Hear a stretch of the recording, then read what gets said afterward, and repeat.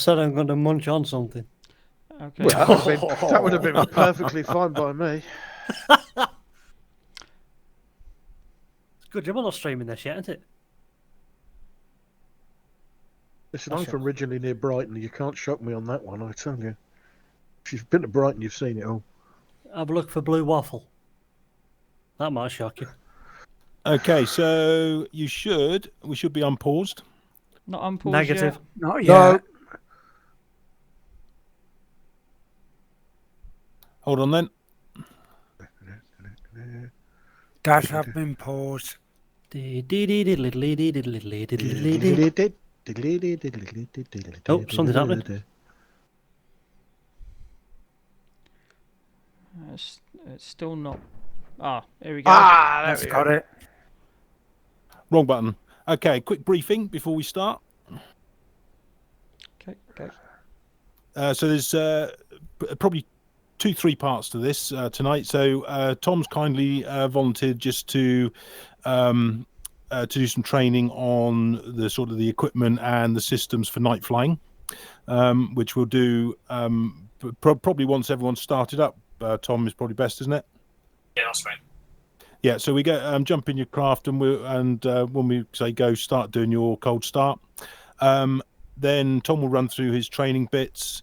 We'll then split up into 2 flights, same as we did last week, and run basically do the flight. Paul, do you mind taking flight 2? Yeah, I can do. Be advised, I'm flying VR tonight, so I haven't done a night flight in VR yet, so it might be a bit rocky. That's fine. I think that'll be the same for everyone. And there's also on the route, which I'll show you in the briefings panel in a second, there are some additional points that that you can load in to practice. There's 2 airfields, a hazard, an enemy unit, and a FARP. And you can load those in. Tom will explain how to do that as well. And there's also a reminder as well on how to do that as a bullet point list. And so when we get to the airfields, you're more than welcome to try and practice landing at those. Because I know that, Yogi, you were quite keen on practicing some night landings. Roger that. Cool. So I think that's it. So if you click your comms menu, or bring your comms menu up, and then under F10, you've got a radio entry, which I think is TSD entry. Yep. Yep. Yeah, if you click that, or someone clicks that, so that all that is there is just the stages for entering bits onto your TSD. Okay. So it's just as a reminder, so you can all pull that up. The briefing for tonight is also there. Yeah. Yeah, cool. So you should all see that. Yep. Now these are only on a 40-second timer, so I'll need to re-click it if you haven't finished reading it.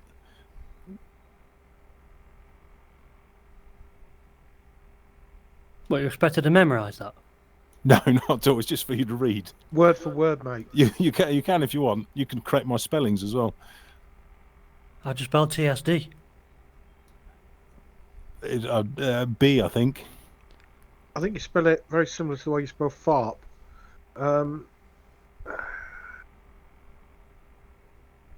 Oh, wrong. Oh dear. And that's the briefing back up again, just if you didn't finish reading it. And then where I've said about the MGRS bits, I'll show you that now. Again, all you need to do is just give us a shout and I'll pop those up. We tried it on a longer time and it got in the way as a pain in the arse, so that's why I've done it on a short timing. Oh, that's fine. Okay, we starting up? Yep, all ready to start. Are we arming up in of any kind, light armament or anything? Purely up to you. That the second one, the bit that's just popped up now is the MGRS and the bits for entering in, which Tom will talk you through when we're ready for that stage. Okay, I'll pick that up later. Let's start the machines. Can you remind me what the torch is? That's lift off. It's a little tube that puts light out. No. Left Alt K, Left L. Sorry, left. Left Alt L. L. Thank you. Engine 1 fire. Engine 2 fire. APU fire. Aft deck fire. Engine 1 fire. Engine 1 fire. Engine 2 fire. APU fire. Aft deck fire.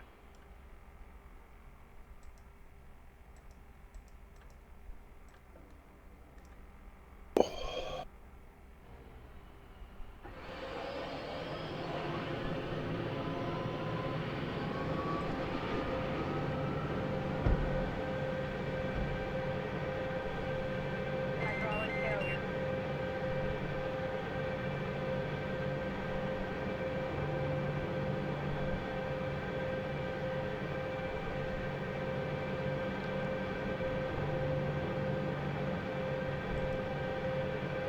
Every time I get settled, I drop my bloody mouse on the floor and have to take everything off to go and get it. It's a pain in the arse.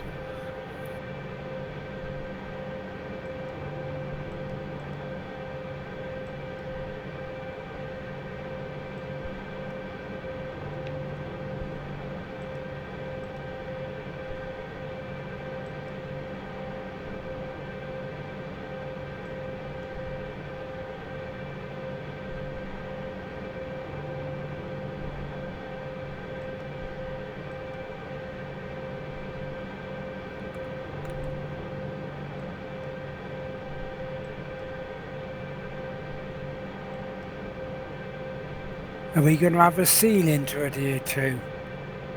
No. Disaster on the hills. We would do normally, but I think for this stage, I think we will not bother. Roger.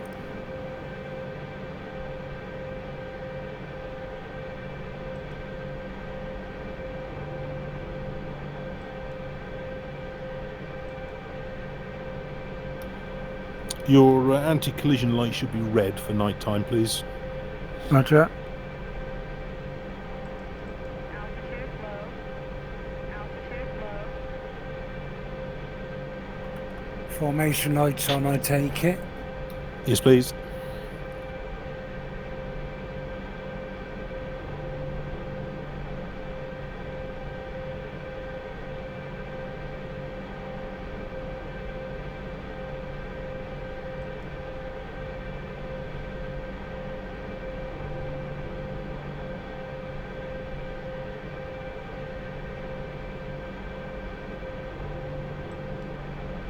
Rotor RPM low. Rotor RPM low. Rotor RPM low. Rotor RPM low. Rotor RPM low. Rotor RPM low. Engine 1 out. Why does the bloody cursor bounce around so much when you're in VR? Rotor RPM low. Engine 1 out. Because you've got Parkinson's and it's bouncing around. Engine 1 out. Yeah. Rotor RPM low. Rotor RPM low. Rotor RPM low. Rotor RPM low. Rotor RPM low. Rotor RPM low. Rotor RPM low. Rotor RPM low. Rotor RPM low. Rotor RPM low. Rotor RPM low. Rotor RPM low. If anyone needs any refresher on startup or anything else, shout out. The only thing I was trying to remember was where the controls were for the where I can monitor my nav setup and start up. I can never remember where that bloody one is. Could I have that menu up, please, with the waypoints and everything, and the control measures? Got it. Found it.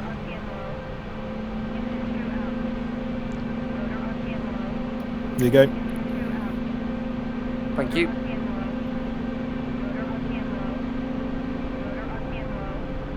Yeah.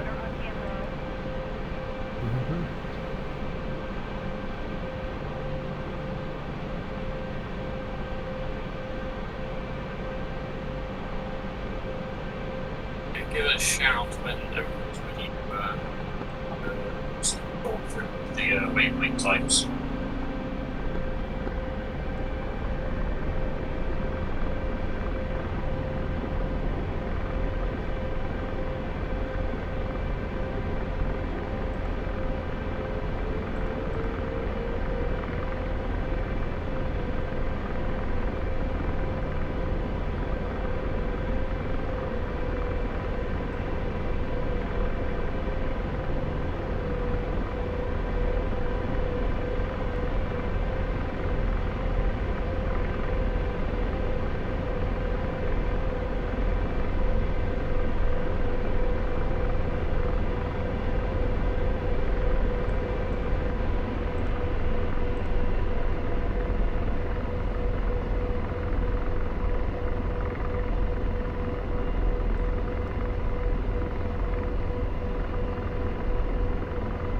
Bring those cohorts up again, please.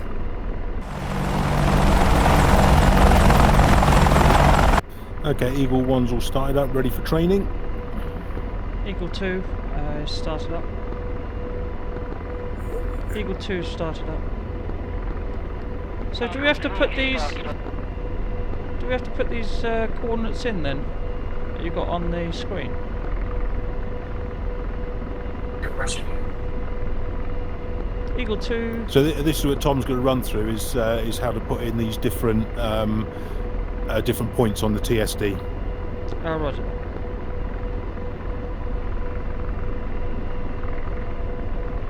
Neil, can you hear me?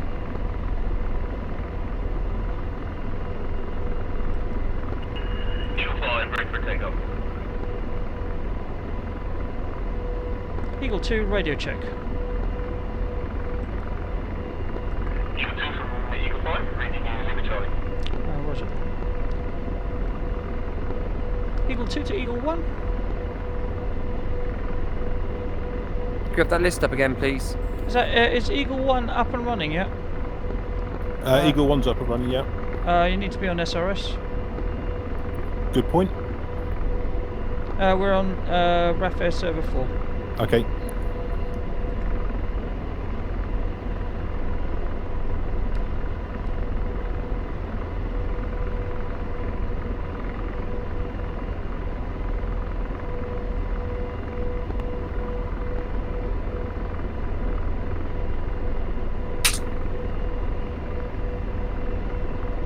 About the SRS IP.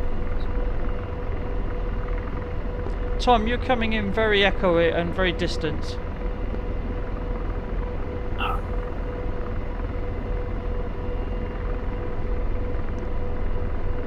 Ah, it's gone again. Please bring the checkpoints up again. I think Tom's going to talk us through those checkpoints, so I won't worry too much. I've just got 4 numbers just left to type in. Thank you.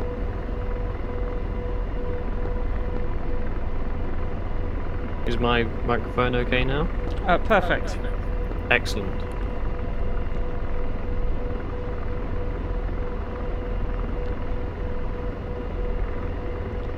So do we have to enter those coordinates in as part of the route, or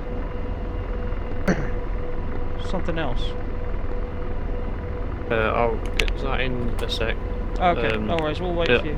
I'll start in 30 seconds. Roger that, don't worry. Sorry, can I just have the SRS IP address, please?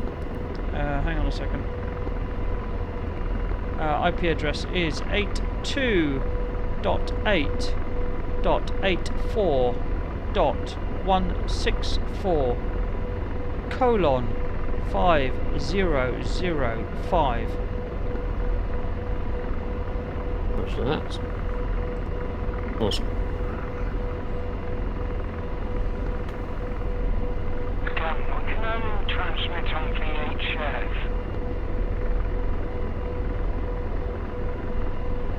VHF is 121.0. Yeah, I've got that, but I'm trying to change it to the FM, that RTS switch, but it won't transmit in FM.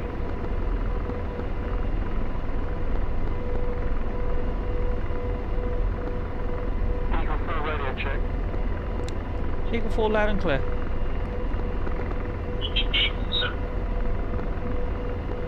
Eagle 8 radio check. Eagle 8 loud and clear. Eagle 6 radio check. Eagle 6 loud and clear.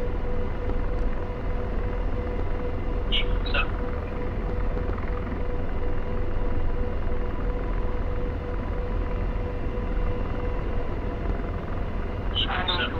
Radio check. Lima Charlie.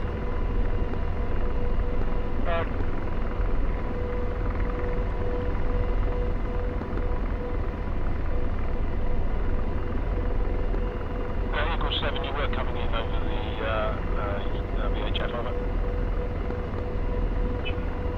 But everyone's confirming to call through on the SRS or TeamSpeak. TeamSpeak's clearer. Tom, you've gone very distant and echoey again. I would do the training bit on TeamSpeak, Tom. Roger that. Is my voice okay now? Perfect. Yeah. It's a terrible tech night for me. I do apologise. Okay, is everyone happy to get started with the chords input? Yeah, Yep. Eagle 1 is ready. Sorry, Eagle 2 is ready. Eagle 3 ready. Eagle 6 ready. Eagle 5 ready. Oh, it's fantastic. Ready. Eagle 1's ready. Eagle 8 ready. Unless my maths is crap, I think that's everyone. I do believe so as well. Right, so I'll get started. Neve, if I can have the waypoint chord list, please.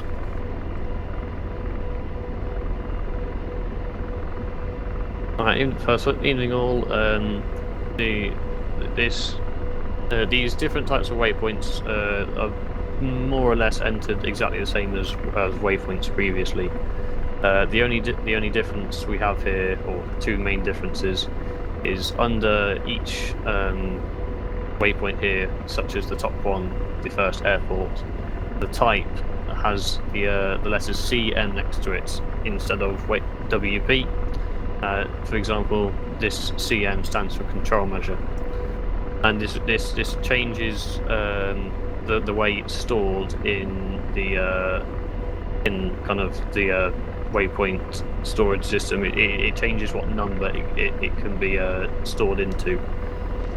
The uses of this, using the show menu in the TSD, you can then choose which of those types you'd like to see and hide at different points. For example, you can choose to only see waypoints and no hazards, or the other way around. In terms of entering waypoints, if we start out, so obviously we want to box add up at the top, and then before we click ident, we want to change the type. So for the first waypoint, here the type is CM, which is the second from the bottom, so you want to box CM, and now we can click into the ident. Sorry, mate, I've lost you there. Say that again. So you got we go into point. Yes. Okay. Sorry, I should have started from the TSD screen. So from the TSD screen, if you click point at the bottom right, it will bring up the options on the left. Is everyone following? Roger. Okay. So the bottom four options, waypoint is boxed by default, and then the one below that we have HZ for hazard, below CM for control measure, and TG at the bottom for target. Sorry, mate. Hang on a minute. I've got I've boxed point. I've got then on the left-hand side, I've got point 0 W01, add, edit, delete, store, and xmit. So from that menu, if you box add, got it. so from that menu box add, you should now have those four waypoint types. Yeah, hazard, CM, TG. Awesome. So for the first waypoint, we're going to box CM. Roger that, CM. Everyone else is following. Then next, we want to click on ident at the top, and that'll bring up the ident entry on the scratch pad on the left, and the ident code for airport is AG. So Alpha Golf. You click enter, and then if you copy down the rest of the information as the free MGRS and altitude, that is entered the exact same as normal waypoints.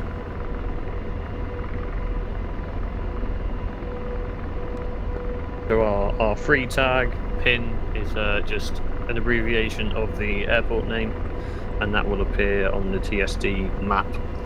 We can navigate to it and see it clearly. Just a word of caution, we've had this before where I've checked the letters, because we've had on Cyprus it's got about 3 different letters, so just make sure you've got the right letters when you enter the MGRS. Also, Yogi, I don't know if you noticed, but you're constantly transmitting. Sorry, mate. Can't be helped. No problem.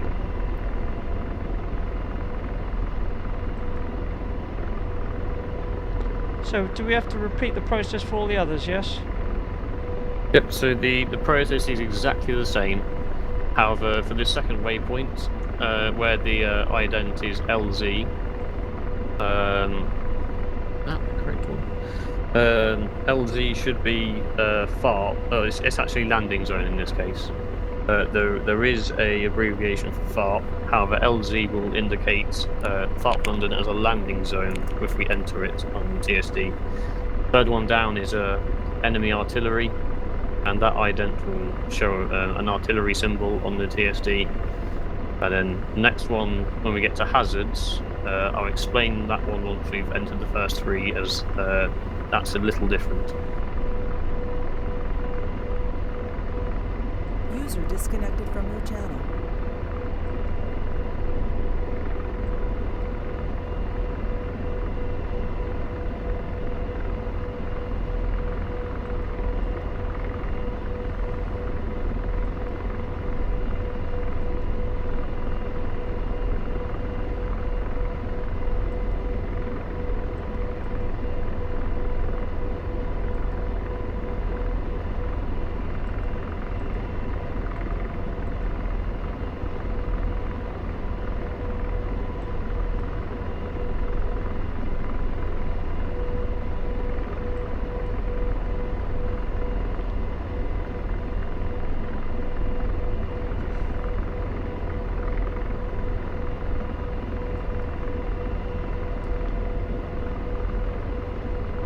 I can't read anything below FARP London. I've got FARP London, but after that I can't read anything else because it's behind my instrument panel.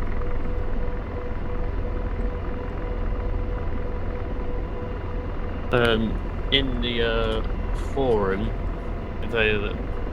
Neil also posted all the coordinates there, so if you can access that, that's the next place to look for the coordinates. Be a bit more fiddly switching between tabs, but if that's a better option for you.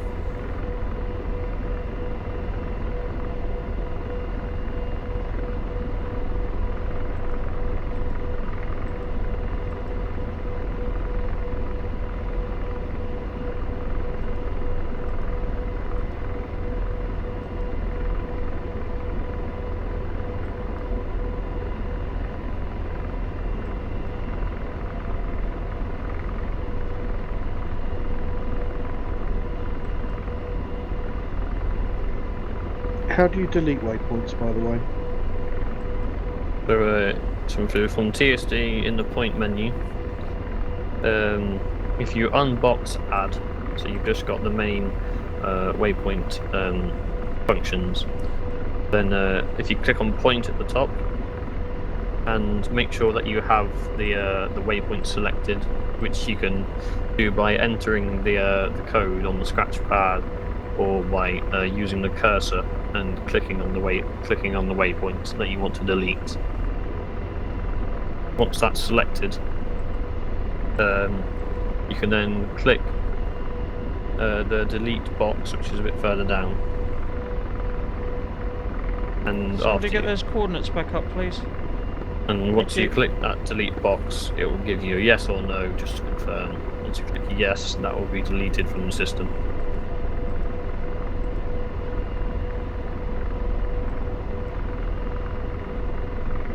You'll be deleted from the system. Right, yeah, I haven't worked out how to get the scroll around the map yet.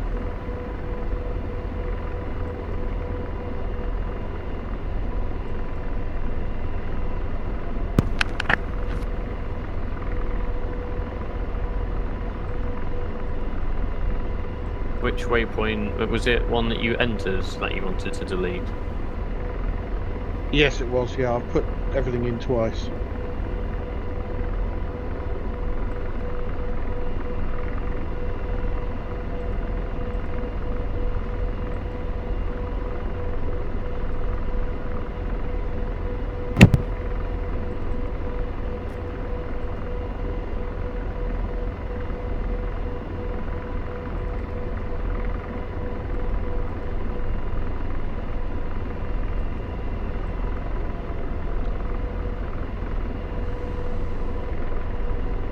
Okay, 2 has coordinates entered.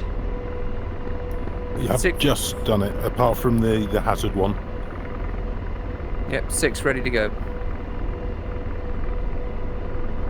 But for hazards, the only way that the hazard waypoint is different is that it was used to indicate a hazard that was perpendicular to the route, such as if power lines were parallel to the route, so you get flying alongside them. Hazards were not used for those situations. So if you see a hazard waypoint or you've entered one, then that means the hazard will be at that point and perpendicular. If you were flying towards a perpendicular bridge, for example. Yeah. So this particular hazard is the power lines crossing our flight path.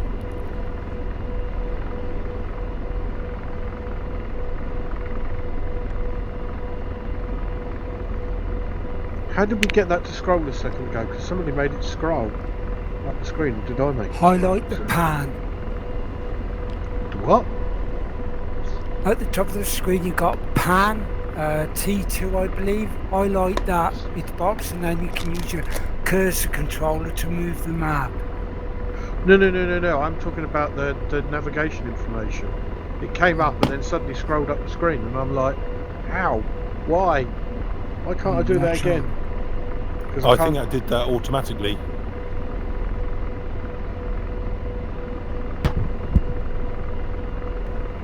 So, Tom, are we entering that in as a route, all of those points? All of those selected. Sorry, Tom, we've lost you again. You've gone very quiet.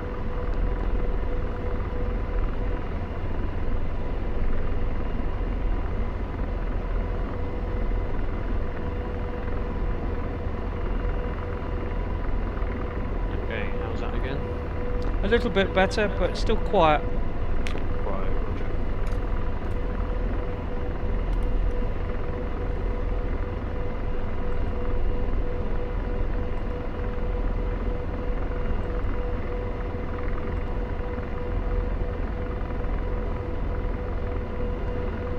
Okay, is this any better? Much better. Awesome. It has been a truly terrible night for tech. Sorry, I forgot what the question was asked. Now you've gone very quiet again. I don't know if you you tapped on something. We heard some crackle, and then you went quiet.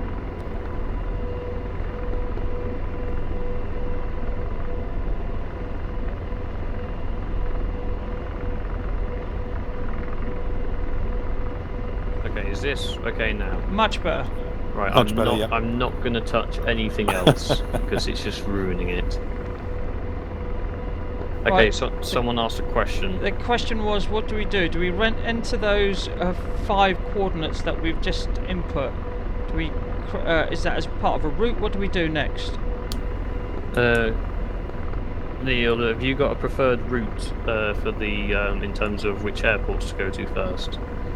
No, not really. I chose those airports because they are on the route, so they're not necessarily waypoints. They're just points of interest on the route, and if you choose to go and land at them, then you're more than welcome to. Ah, right. Okay. So we'd have to go direct, and then RTE, and do we have to? So they're not going to be part of the route. So how would we want to go? How would we identify them? Would they pop up somewhere on the map or something? Yeah, the they HUD? should already be on the map. So once you entered them in, if you zoom your map out, you'll see them on your map. You might have to pan the map just to see them. They're up to the just past waypoint 5, I think, some of them. So you've got, you should have PIN for the first one, which is the airfield, and then over directly east of that, you've got GEC, which is the Gecko airfield, and then you've got LZ, which is sort of just slightly southwest of waypoint 9. Roger, got them. Otherwise, we just follow the route. Yeah, absolutely. And these are, if you want to go and try different landing spots, that's for you to do. My enemy artillery hasn't shown up. I'm not sure why. No, it don't have to be an attack phase for that one. So yeah, that's one solution. So the reason why it's not showing up is by default in navigation phase,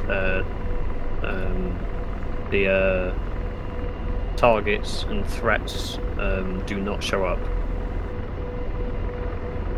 Roger. So I'm happy to quickly go over that if other people also are having that issue.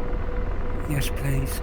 So just from the main TSD screen with no point or route mode selected, at the very top and one to the left, there's a OSB or MPD push button that has show below it. Okay. We want to box that one. Sorry, I've lost you. So we go TSD. So yeah, so you're on the TSD, then on the top row, push button T3 at the top. That has show below it. Got it. Yeah. Okay. So box show, and then still on the top row, but on the right side, T6. Push button is chord show. Got it. Yeah. You box that. Then we've got control measures, friendly units, enemy units, and planned targets and threats. That worked. So to view everything, if you box all those on the side, so all 4 options on the left are boxed, then all information will be shown on the TSD screen in the phase you have selected. Right, got it. Cool. Oh yeah, got the target in red now, over by the LZ. Nice one. Yeah, and of course you've got on between waypoint 3 and 4, you've got your hazard, which your power line you can see as well, which is a sort of a yellow symbol crossing over the route. Yeah. Okay, does everybody have the waypoints inputted? Yeah. Yep. Yep. I haven't got all of them because I can't see them, but that's my problem. Are you happy to continue with night flying? Absolutely. If I could find out how to switch off my torch. It's the same Never. button, you just turn it on. Yeah, Left it's the alt same tab. keybind.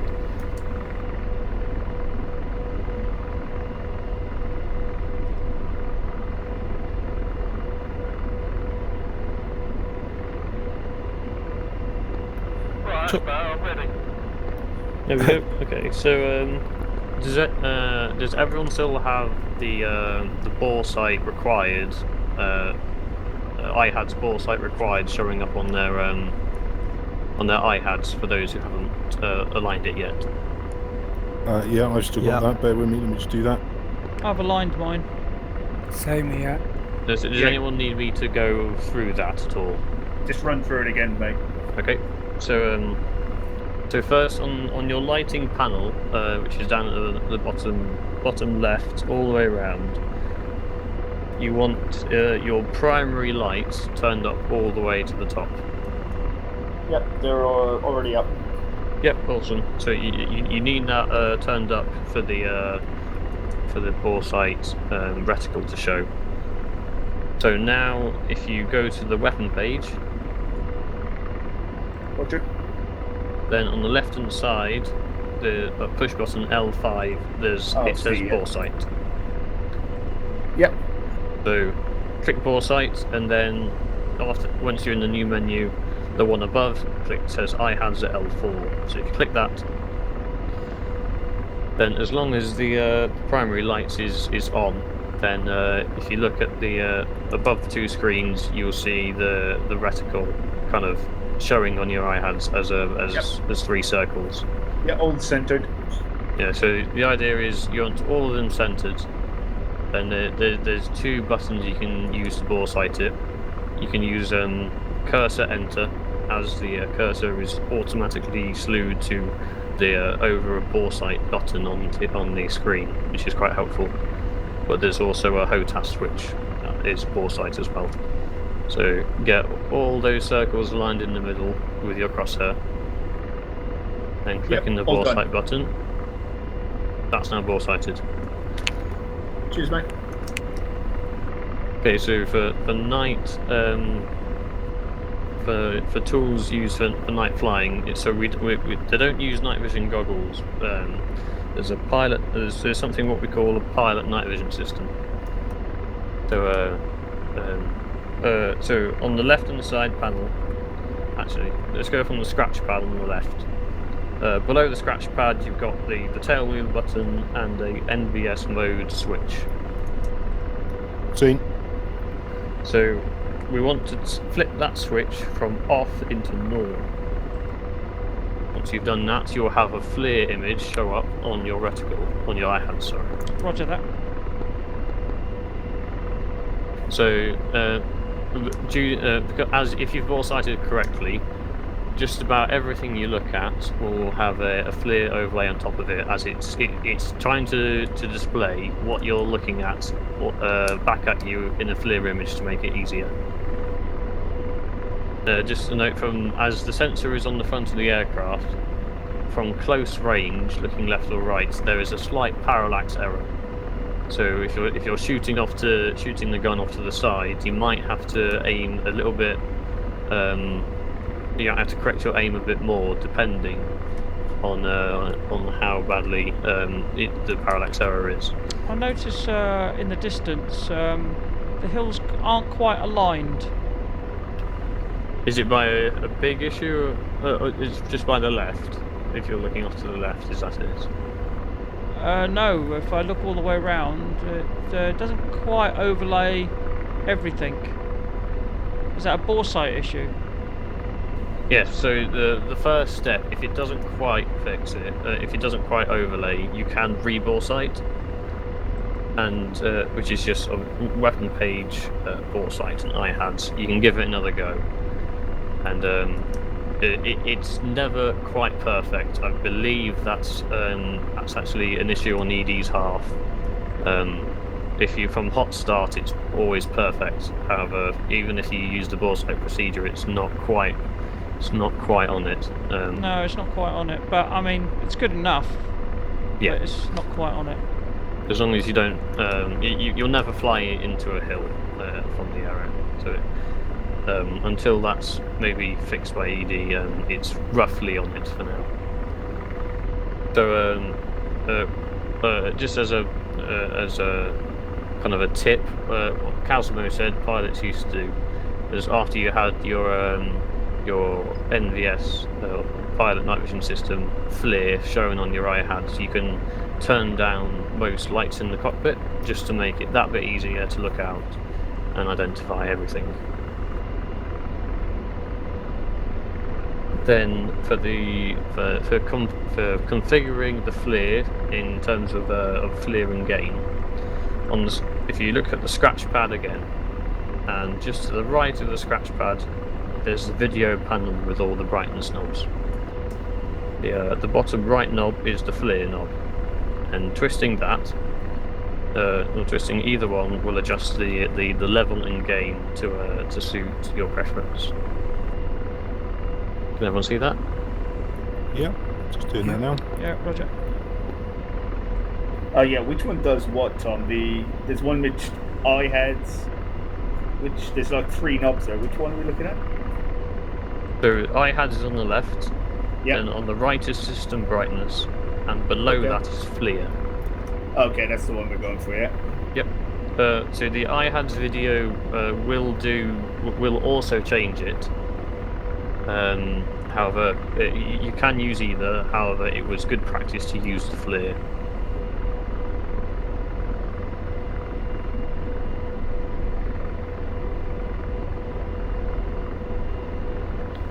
The fun features of this, once you've got your cockpit lights dimmed, and depending on the level, you can just look straight down through the aircraft and look at the ground.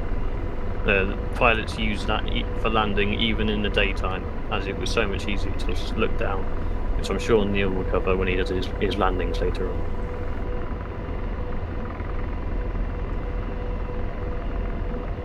It's a very smart bit of kit, isn't it? It's super high definition, so much better than goggles. And for those in VR, if you've got it selected so it only shows above the iHads shows on one of your eyes, or some of the pilot trick is just if you had to look inside the cockpit. Eye. That's it. That's exactly right. You can close either eye, whether you'd like to look inside the cockpit or like clearer image outside. In terms of night flying kit, and that is pretty much everything. Great stuff. Is everyone happy with that? Any questions? Is there any kind of external light, like a landing light or a signal light or something There's- that looks... There's a searchlight.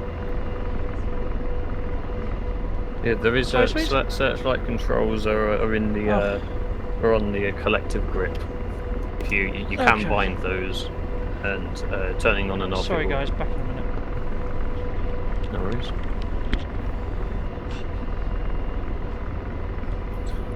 Paul, with the night flight, would you prefer Shaggy to take flight lead on the flight 2? Yes, please, if he's got more experience with night flying in VR, then definitely. You happy to do that, Shaggy? Yeah, happy to do that. That's fine. There's 3 of us over on the other side. 5 of you are over the one side of the runway. We're over on the other side. I'm almost thinking that this little group here with me should stick together, and all 5 of you together. Maybe, I don't know. Yeah. Who have you got over there? Just so I know. Well, I'm Eagle 6. Who is over in the small taxi waiting area? I believe it's going to be Eagle 6, 7, and 8, as I'm in the middle of you two. Okay. Well, Tom, if you're over this bit, if you want to take lead on this, that's fine. I've got plenty of experience flying this at night, so it's not a problem. I'm pretty clued up with all the systems in this now. I'm having major tech issues, especially with VR. I'm actually not gonna fly, as I've covered all my parts. My alignment and everything with the VR headset's fully out of control right now. So I'll ditch this flight. I'm not going to be able to fly straight at all. No problem at all. It's Gareth. I'm having issues as well. I've just crashed out, so I'm not going to have time to reset up. I've got similar problems. Everything is bouncing around in my cockpit at the moment, like I'm sitting on a tin tack, jumping up and down. Okay, that may clear once you take off. We can we'll just wait for Yogi, and then we can we'll see how that pans out. So, Gareth, are you going to fire up and sort of fly the route in reverse, or are you going to? Yeah, I'll do that. And Okay. I'll Yeah. try and meet you somewhere around there. Yeah. Don't bother with the re-entering the coordinates. You've already done that. That was just a training exercise, really. Sure. Okie doke. So we've got obviously we've got Paul, Shaggy, me, Mark, Jester, and Yogi when he comes back. Gareth and Tom's dropping out. We may as well do what go in a single flight then, I think. Okay. Yeah. Just before I leave, has anyone got any more questions with what I covered? Just no. a quickie, sorry. If you want to build another route, you can choose different routes. Alpha Bravo, Charlie. How'd you bring those up? The Alpha Bravo Charlie bit. Okay, so if you click the TSD screen, then Roger. on the bottom, if you click RTE for route, Roger. then to the left of that same button that you pressed, there's RTM. You box that one, it brings up all those different routes. Oh, cool, nice. From all waypoints that are in the mission editor will automatically get into the alpha route, Yeah. and then by selecting Bravo, Delta, Echo, whichever route you'd like, you can then configure your own from scratch. Oh, nice one. Cheers. Thanks very much. That's great. Thanks for that, Tom. Much appreciated. And that's everything from me. So I'll fly with you guys soon, and I'll be back after I've fixed all my tech issues. Yeah, cheers, Yeah. Tom. Well, Very yeah. useful. I think the next bit will be getting to know the CPG and the weapon system. So your advice will be invaluable on that stage, certainly. Yeah, I'm more than happy to do that as well. Brilliant. Thanks, Tom. Thanks, No worries. Tom. See you Cheers, guys. Tom. Thanks, Cheers, Tom. Tom. I'm quite happy to wait for Yogi to come back. If everyone else wants to depart. Okay, I'm gonna. User The other disconnected guys from have your channel. dropped out now, so I'm over here on my own. So I'm just gonna make my way to the taxiway, and then I'll wait for you guys to come on.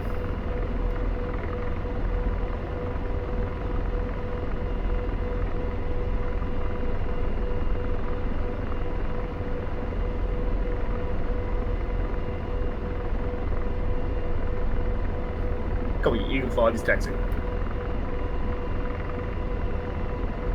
That's cool. I can see you taxiing over there, Shaggy. That's good. Just doing a hover taxi.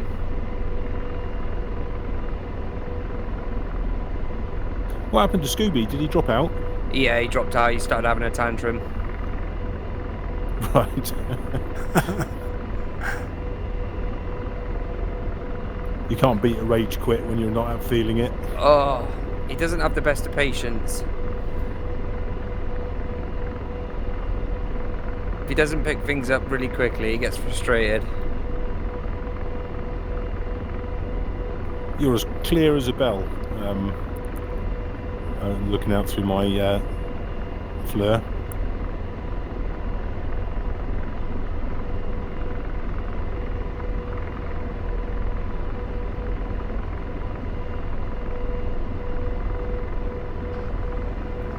So, Mark, you're taxiing as well. Paul, have you moved yet? Or moving yet? Yeah, I'm going to start moving now. Don't know where I'm going, but I'm moving. Head for the blue lights, fundamentally. There's lots of blue lights. Just straight ahead, then, into the main runway. Yeah, I think so. Straight ahead, maybe slightly to your right, I think. Roger. Beginning to see. Eagle 2 back in the pit. Hi, Yogi. Hey, buddy. Are we? We're just all taxiing to the runway. Okay, somebody on my left is moving forward. Is that you? No, that's probably Mark, I think. Mark or Paul? Yeah, that's Mark taxiing. I can hold fire. Do you want to pull out? Ooh, what's that tail? Who's leading? Shaggy. Oh dear. Oh, wow. He's just coming up on the runway at the moment. Yeah, he's the one who's spinning. That's definitely not me. In a nice taxi, Give hover you taxi. three guesses. Give you three guesses.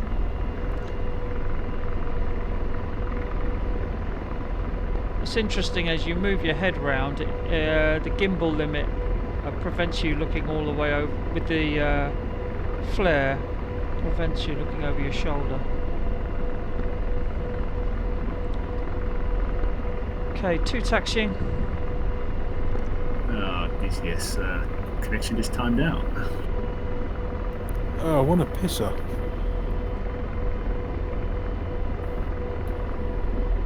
Well, at least it's only a quick hot start, and then all the waypoints are already in there. So Yeah, cool. Roger that.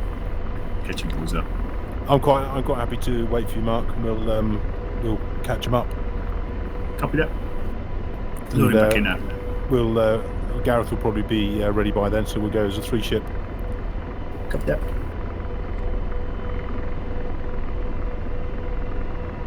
2 taxiing to the runway.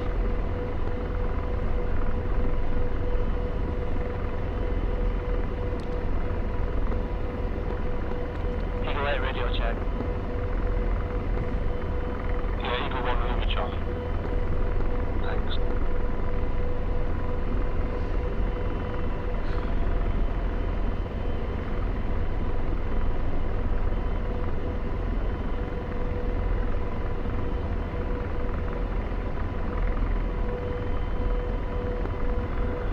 Gareth, we'll wait for this flight to go. Then you and me, Mark, will... 6 entering the active. Second flight. Okay, thanks. Eagle 3 entering the active. Eagle 2 entering the active.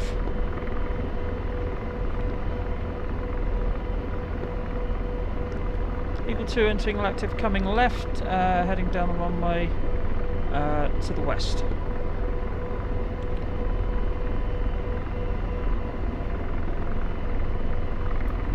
How you getting on, Jester? I'm currently hovering because I thought that might stop my screen bouncing around when it hasn't. Everything is twitching around. I'm hovering perfectly fine, but no, it's not working. I'm going to land and call it a night. Try and work out what it is. Yeah, it might be worth doing a takeoff and just do a circuit around the airfield and see whether that clears it. Sometimes it does. Yeah, I'm hovering about 100 feet up at the moment. Okay. That works. And Eagle 3, I've got disorientated. I'm still on the taxiway, making my way to the active. This is completely different at night, isn't it? It is, yeah.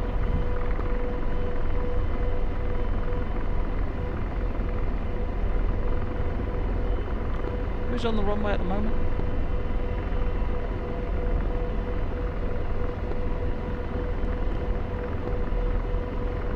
Call ID, who's on the runway at the moment? This is me, Eagle 6. Taking lead. Roger. Eagle 5 starting up.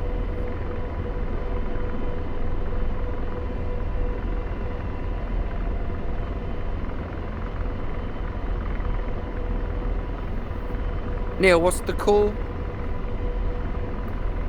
It's torch to go into 5-foot hover, and then take off once you're ready. Okay, thanks. So Paul will probably be the tail end Charlie by the look of it, and then he'll call beacon, and then you call torch once you're happy. Gotcha.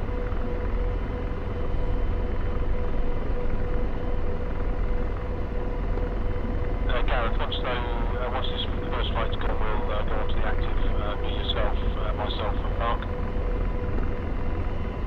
Okay.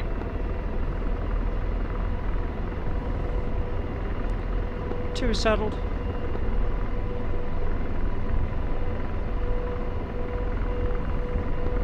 Lead ready to go, just call it in guys when you're ready. Roger. Eagle approaching the threshold.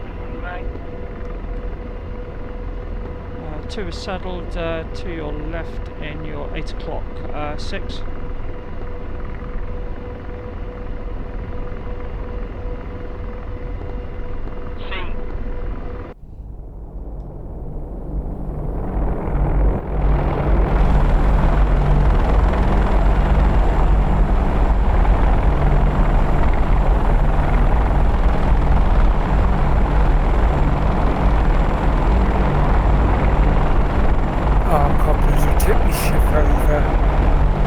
Getting a bit disorientated, guys. I can't focus with the eye actually closing my left eye, so I'm going to call it a night, to be brutally honest.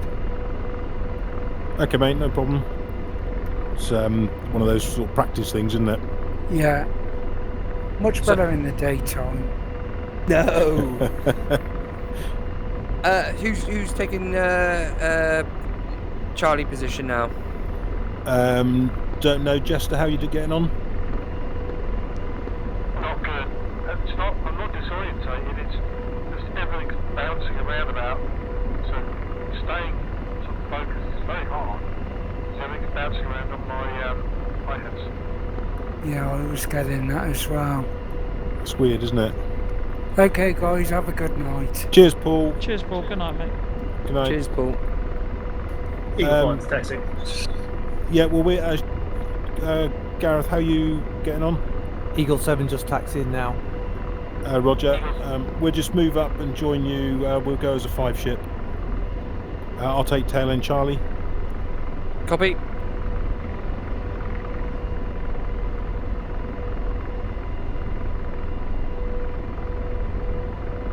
If it settles down, Jester, just join the pack.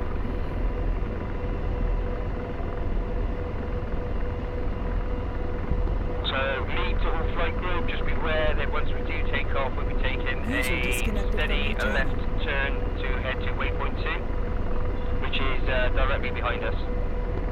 2 copies.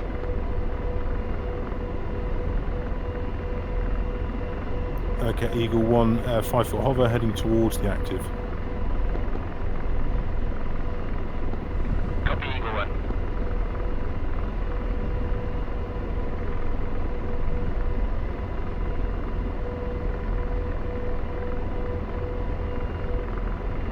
And Mark, I think you're on my left. I'm just coming up to join the active. I think you're just. I'm going to let you go in front.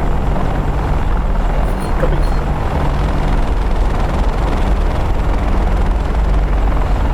I'm deciding whether I like it black hole or white hole now. Yeah, definitely black hole for me. How do you change that? It's the polarity button switch. Whichever you've got that marked.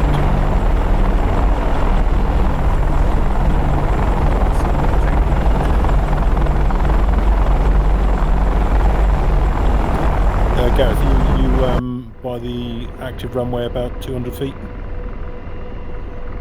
I'm really struggling. Okay. I'm so disoriented. I think I'm quite high up, isn't it? High up. I'm higher than I should be. Yeah, just give it some circuits to get used to it. It takes a while for your eyes to get adjusted to it.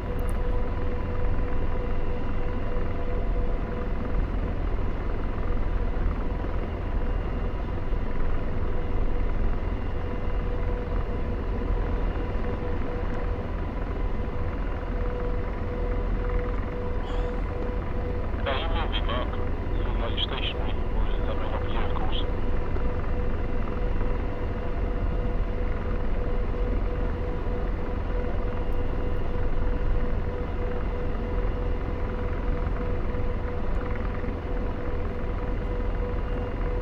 I've got the polarity switch in the controls is boresight / polarity switch, PLRT.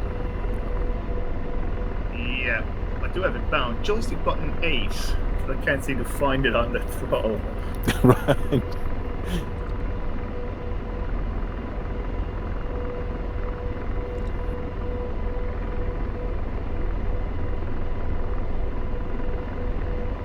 We're nearly ready, guys. I'm gonna have to push on a little bit because I haven't even had my tea yet. So, Well, do you and Yogi, want to Yogi get want going? to carry on? Yeah, we'll follow. Yeah. Yeah, let's go. Okay. Eagle 6 torch. Roger.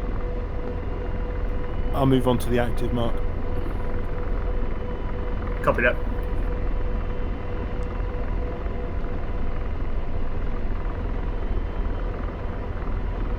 I will follow you, Neil. Roger. I've crashed again. I'm going to have to do some practice on this. It's too hard for me at the moment. No problem at all. The other map, the normal map's up on server 3. I think if you want to jump on that. Alright, cheers. Thanks, Neil. Sorry to let you down. No, not at all. It's not going anywhere down. It's all part of the learning process. Yeah, it's making me feel seasick, this. Chester, you might be worth jumping on the other server to see whether it's just night time that's causing that for you. Yeah, once I've successfully found it, I'll move. See you guys. Cheers, Gareth. Catch you soon. Let us know when you're 6 turning left. Definitely, thanks. Eagle 2 already turning left. You took too long, buddy.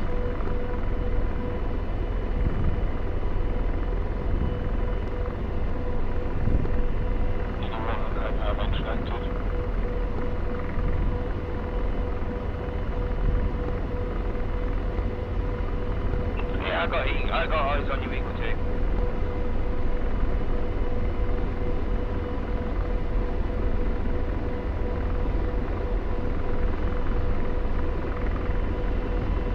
2. Eagle 5 entering the active. Just beware, guys, we are crossing over the runway. Yeah, inside. Could have got about another 2 or 3 foot lower than that, Shaggy.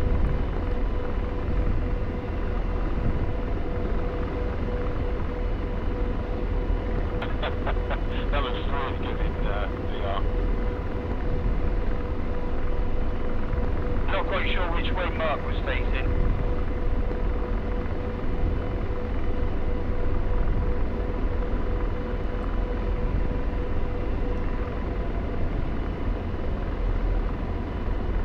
Eagle 5 in position.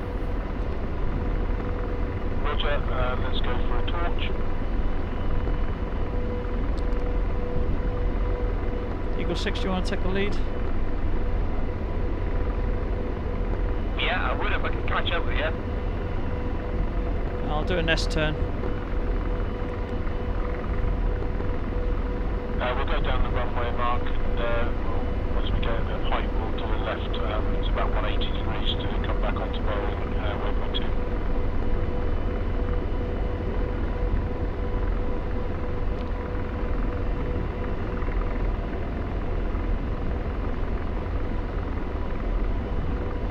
Wow, the cars are lit up like Christmas trees.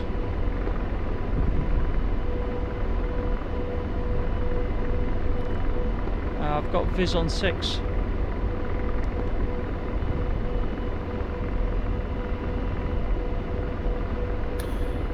Are you still with me, Mark? Copy, Eagle 5 is taking off and in position. Roger. I'm just going to commence left turn, be 180 degrees broadly, take us on to waypoint 2. 6, what's your Copy. speed? 100 knots. 2.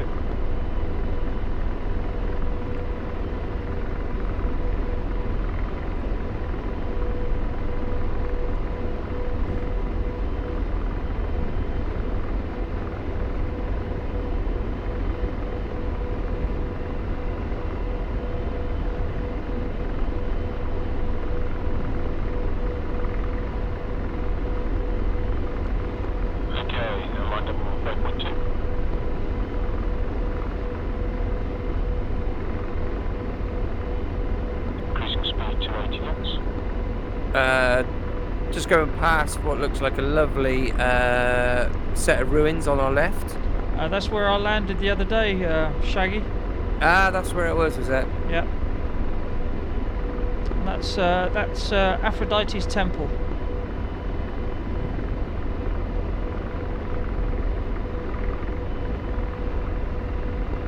Just coming up a bit of a hill now, so it's a bit difficult to see in the explore mode. What speed will you be aiming for, Neil? Keep an eye on your radar altimeter. I'll do 80. 2, Roger. Copy, 80. Yeah, I'm going up at about 300 feet per minute. Nice steady rise just to take us over the peak. Copy.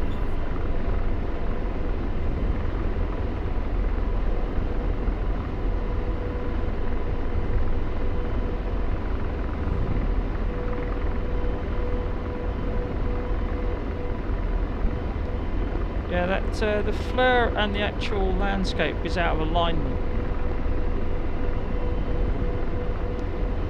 I think you've got to remember that when it comes to the alignment as well, is that the actual flurry pod is offset at a different height to what your seating position is. So I'm pretty sure that Casmo said that there is a natural slight disalignment.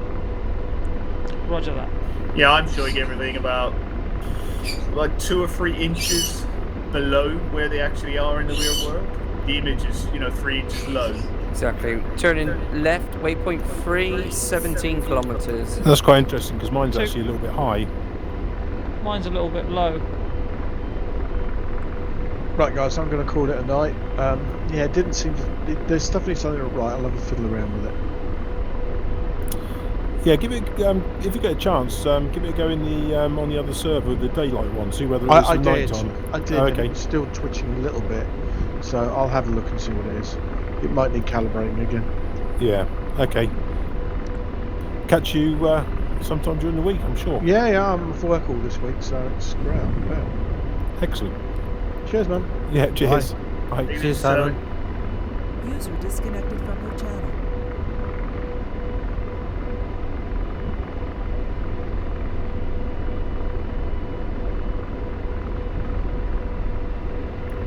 They're dropping like 9 pins today. Yeah, it's terrible, isn't it? It is quite challenging, to be fair. But It's awesome. That's what it is. yeah, I mean, we've all got to get used to it, especially if we do night ops. It's I go on the 4YA servers quite a lot, and they've got quite a few night missions for the Apache. It's just brilliant. The more Yeah. you do it, the easier it becomes. Yeah, and I thought this was. Well, I try to keep it nice and simple, so I didn't think I could get it much simpler.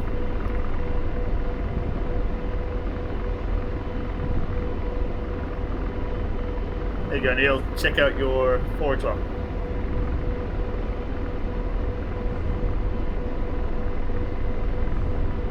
Nice. Looks cool. Can't quite get you in my view with the fleur. Slightly over my right shoulder a little bit, but could pick you out quite nicely.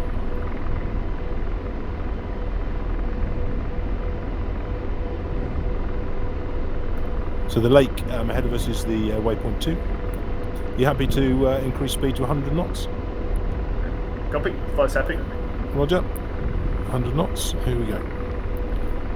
Can you look at Eagle 2? Still got track of me? 2 Roger, I've got you in, I'm in your 5 o'clock. 5 o'clock, copy that. Yeah, about 300 yards.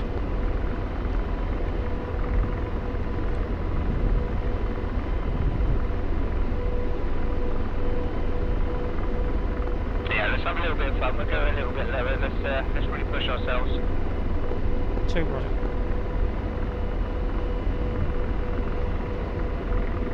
I wonder if you can set the proximity to the waypoint, because at the moment you seem to have to be pretty close to it, and the scale on the map doesn't help. Yeah, you have to be within 0.2 kilometres. Yeah, be interested in maybe ask Tom that one. Yeah, I should have done really, shouldn't I? Because I've missed waypoint 2, so I'm just going to do a direct to waypoint 3. Copy.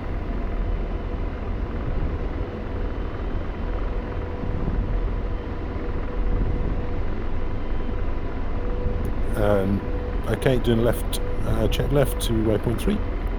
Copy.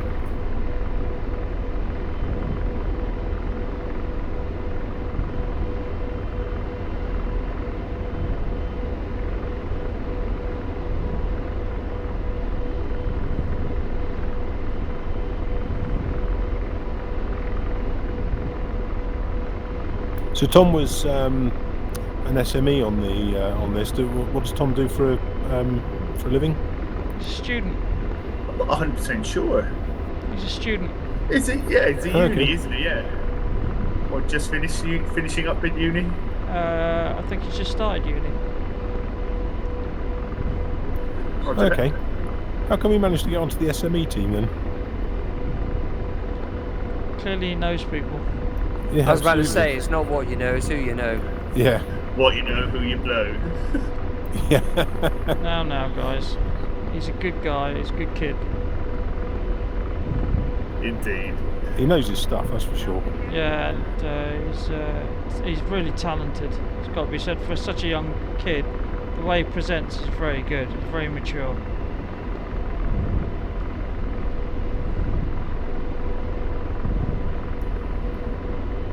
Is he part of OCU, Tom? Yeah.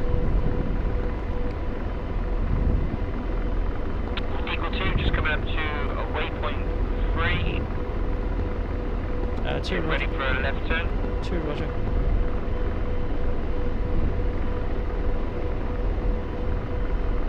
I put a FARP in specially for you, Yogi. Thank you, mate. Coming left.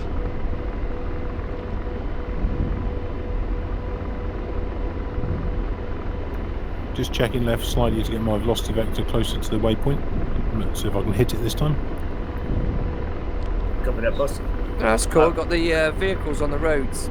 I don't normally have that setting on. Yeah, amazing, isn't it? Seeing those vehicles. That looks really cool at night. Awesome. Be like a turkey shoot.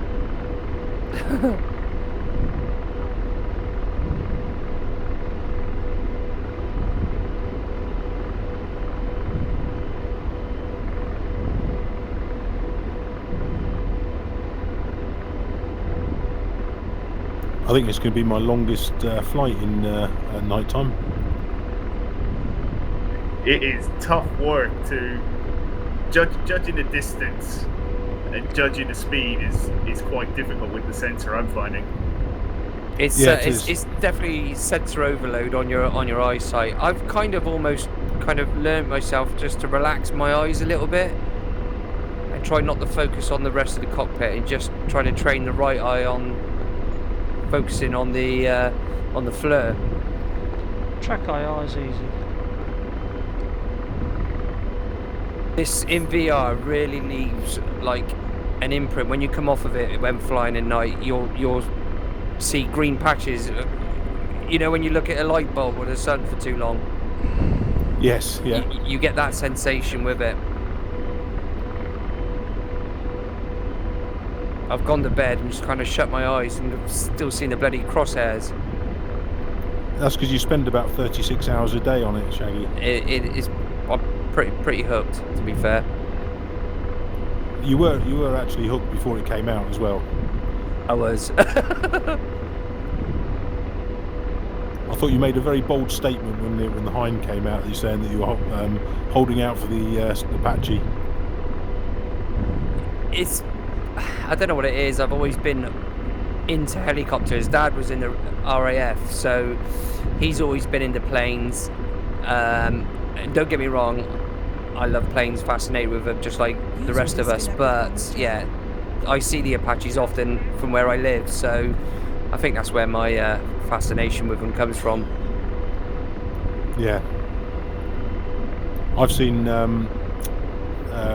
sort of sat in the cockpit of one back in sort of 96, 97, something like that. Amazing aircraft. Not flying it, obviously, but... It's pretty scary to think, though, isn't it? Do you think that you could get into one of these now, in real life, and fly it? You probably bloody could. With this type of simulator, yes. I mean, that's what Casmo said, isn't he? He said that it's actually, in so many ways, easier to fly than a real one. Easier or harder? Sorry, harder to fly. It was the real one's easier to fly. Probably because you get a better feeling of that trim and everything, I would imagine, wouldn't you? Yeah. Well, and you feel the motion, don't you? You get that sensory perception as well. Oh wow, what a lovely just dip in the landscape there. Check left to waypoint 3. Oh, roger that. 4, sorry. Copy. We're going to need to climb up here. I think we're going over the top of this peak. Copy that. We're gonna have to climb up as well too. Roger that. Climbing. This is Mount Olympus, isn't it, Yogi? It is indeed. It is indeed.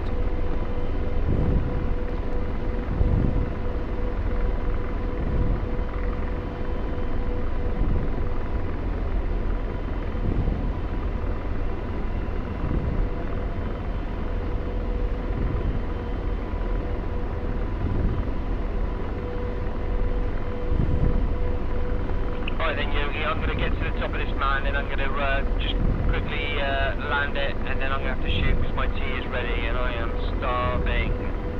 Copy that, buddy. 2's in your 5 o'clock position, about 300 yards.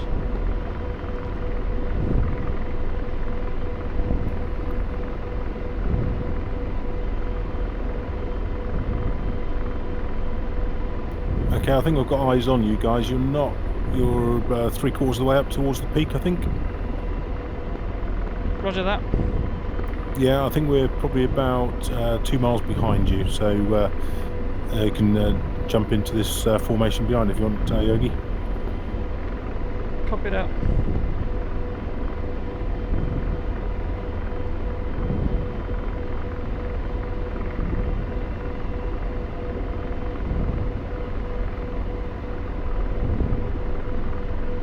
Right then, guys, a pleasure as always, and I'll see you on later on in the week, okay? Cheers, Shaggy. Okay, Shaggy. Take it easy, Shag. Thank you.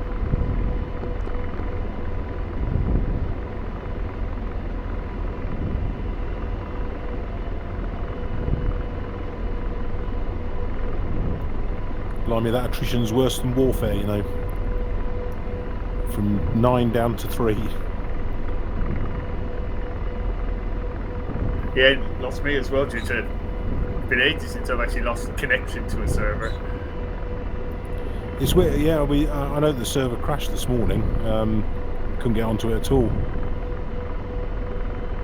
Yeah, I've crashed for like loads of other different reasons, like DCS crashing, but never actually like server timeout. No, it's quite rare that happens, really.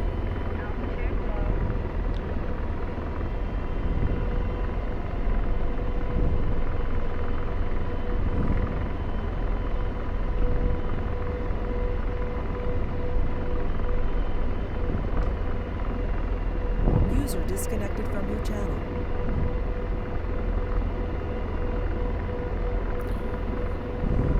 Shaggy must have put loads of hours in on this thing. He certainly has.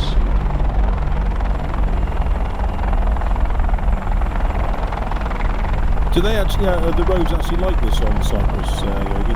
Absolutely. Not far off.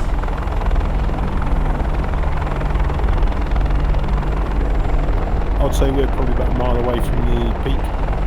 I'm actually on the peak and I've landed.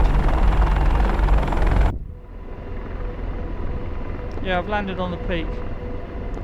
You see Roger, a radar dome and hangar and stuff, so I'm just on the...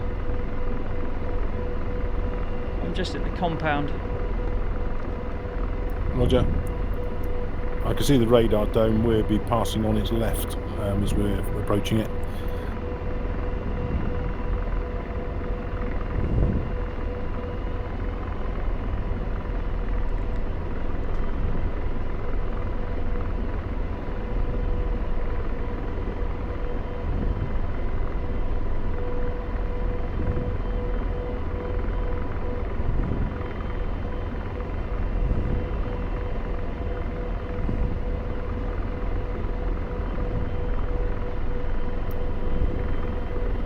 Yeah, I can see you. You're probably about 100 metres to the left of the radar dome, I think.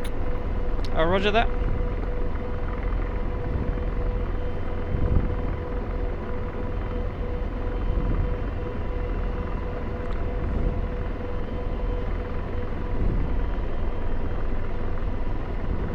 Yeah, Roger. We're just coming up to the ridge now. We're continue flying. Do you want to jump in? Whichever part of the formation you want to jump in. You pass over and then I'll join you. Yeah, we're just. You're on my 2 o'clock at the moment, so we're just coming up behind you now.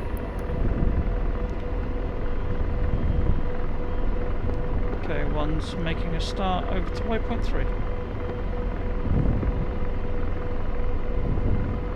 Okay, just start my descent down, following the contours.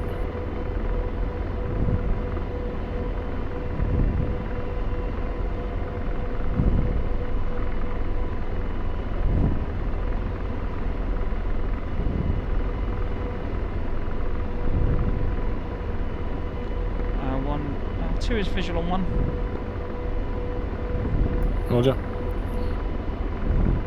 Mark's off to my right wing. Just blind on you, Neil. Yeah, I've just dropped down. I'm heading direct line to the next waypoint, waypoint 4. Descending, descending about 1,000 feet per minute at the moment. Copy.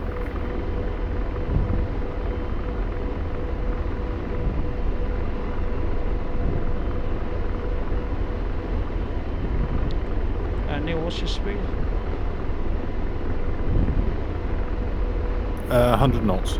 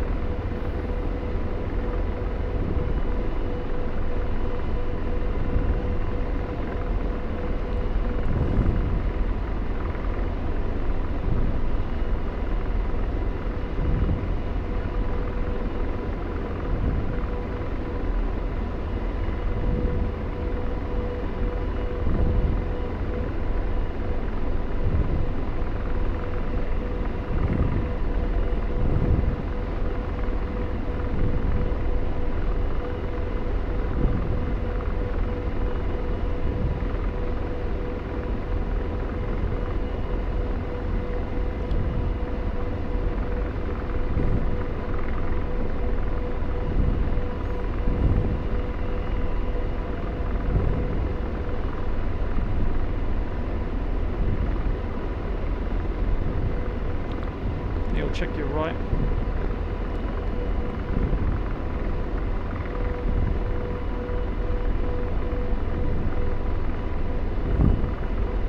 Not seen. Check your right and your 4 o'clock.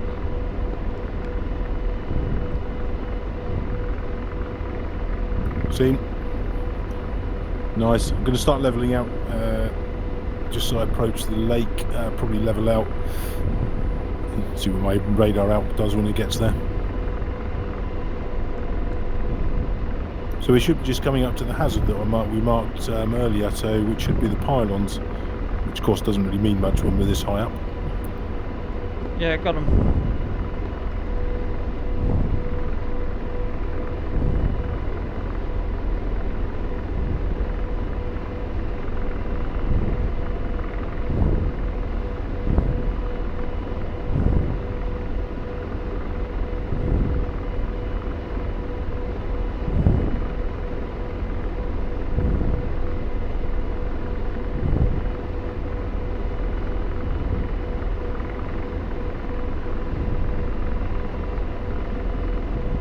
Okay, Neil, visual on you again. By 3 Roger. o'clock. By 9 o'clock. I think I just lost you below you. Below me, I think. Yeah, I was descending quite fast, so I'm just levelling out now. Copy, forming up on your left. Roger, I'm going to stick to about 100 knots.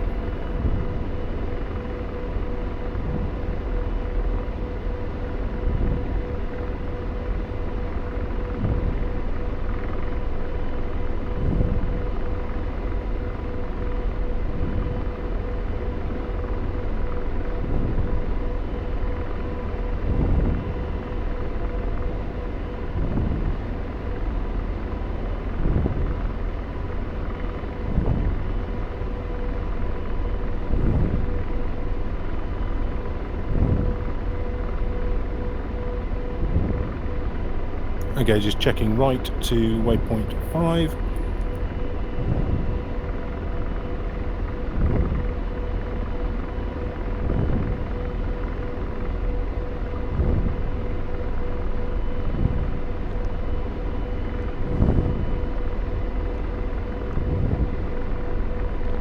Mine didn't click over. No, mine didn't either. I had to quickly switch it to direct. I'll just follow you for now.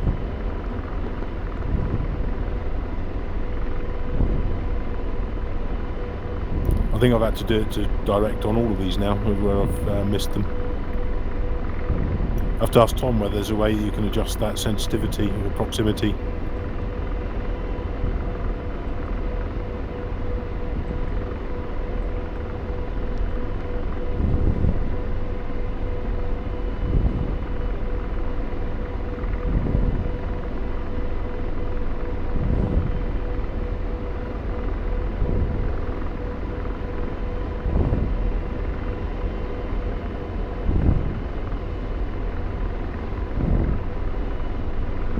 You could actually fly this, there's quite a bit of ambient light around, you could actually fly this without this the flare on. A bit more of a challenge, but you could do.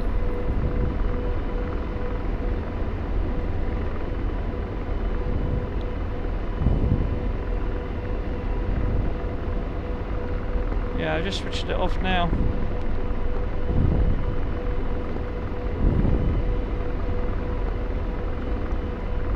You're a bit black though. Yeah, you don't get much definition on the ground, do you? No. And now I've lost you. I would fire some flares, but I've no idea how to do that. No need, I've got visual now. Put the flare back on. I notice when I look down, the definition's a bit better instead of looking up. When I look up, the contrast seems to get brighter, which loses the definition then. Yeah, I've been switching to the black hot, so it turns the sky black, which actually makes it slightly better. How'd you do that? There's a switch which you map, which I think it's called boresight / polarity, and you just can flick between black hot, white hot.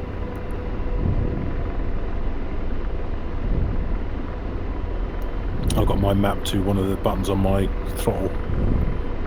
Roger.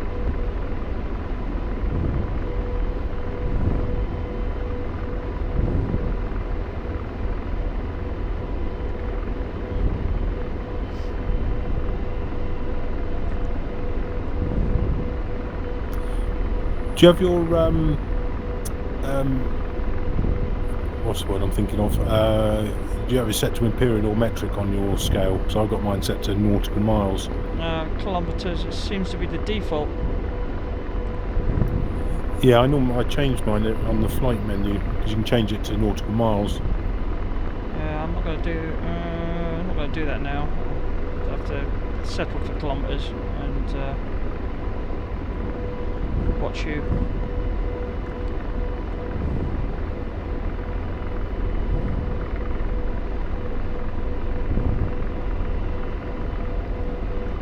Yeah, just change that now to kilometres. So I'm 25 kilometres from the next waypoint. Roger. Visual on 5 on my left.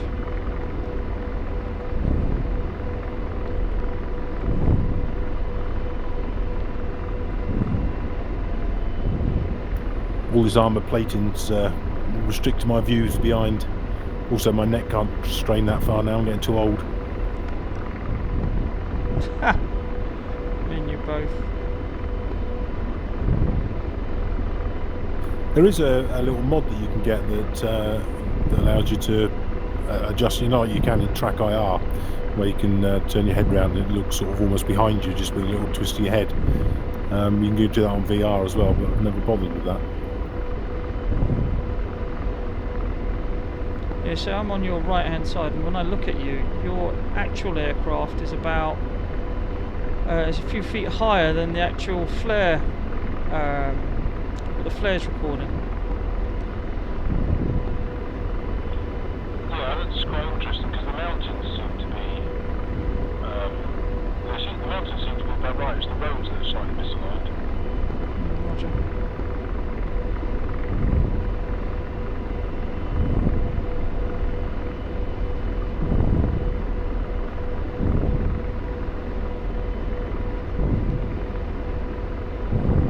I think it's quite interesting getting the those additional points on the map, because although they're not waypoints, they're quite nice visuals on the TSD.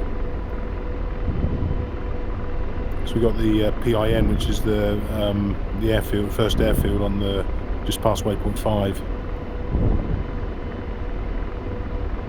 Roger.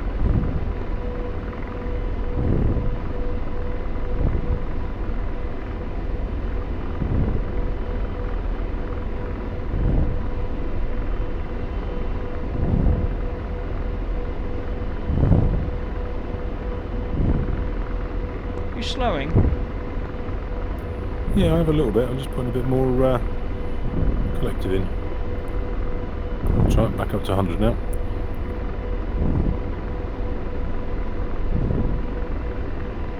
Did you manage to shoot any more targets, Mark, the other night?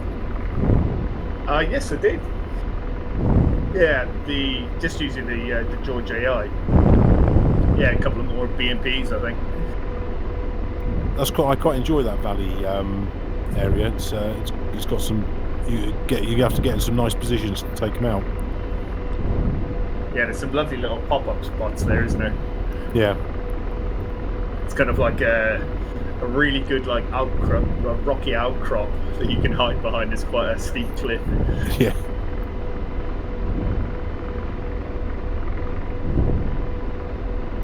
So I was thinking about the next training, and I'm just slightly concerned that we haven't quite got there with some of the other guys in terms of the sort of basic airmanship. Yeah, what your thoughts are? I think we need to continue with the airmanship. I think even, you know, well, I'm the biggest critic of myself. I'm still not there yet. Getting better, improving, but I think we need to continue with the airmanship piece and get that right. Yeah, I think I'm not sure whether tonight was a step too far. So you've got to start nighttime flying at some point. So To be fair, what confused it's probably Tom's bet, if I'm being honest, because that could be next week's piece. I think people people just got into putting more waypoints in when really we should be flying the ones you've already inputted. Yeah, and you can do those hazards and different types of ident waypoint entry during the day. It would seem more sense to do it like that. Yeah, because then we get a better feel for that. So if we took that bit out, because that took quite a bit of time before we could get off the ground again. So that's the bit I would remove out of this stage, but bring it back in the later stage, but do it during the day first. Yeah, because while flying getting used to all the night systems and the overload of information with the Pinvis night flying system, you want to just be concentrating on just flying, not any other systems really, and definitely not introducing new ones. yeah, for sure. Yeah, it's I think we've got to go back to half a step. I think for next week. Roger that. Or the week after, because it's Easter, isn't it, next week? I'll still be flying. It's the best time to fly, I think.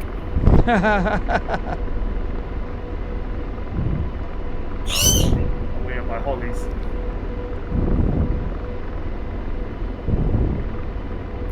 Yeah, well, we were going caravanning this week, and then it was so chuffing cold that we decided to.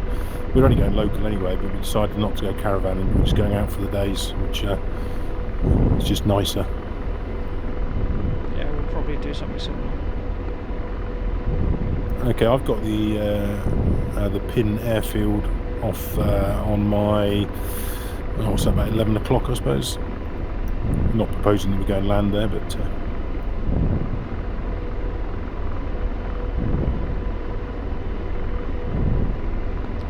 Not visual. Yeah, it's quite tricky to spot actually. It's blends in with the road.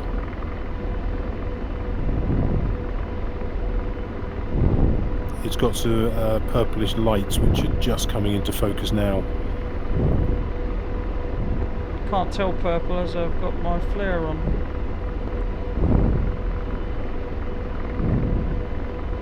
Actually, if I close my right eye, I can see the airfield much clearer. It's got extra bright lights.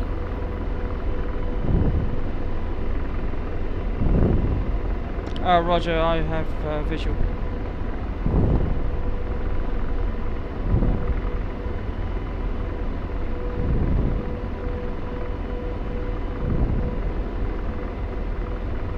Yeah, I can see it when I've not got the flare on.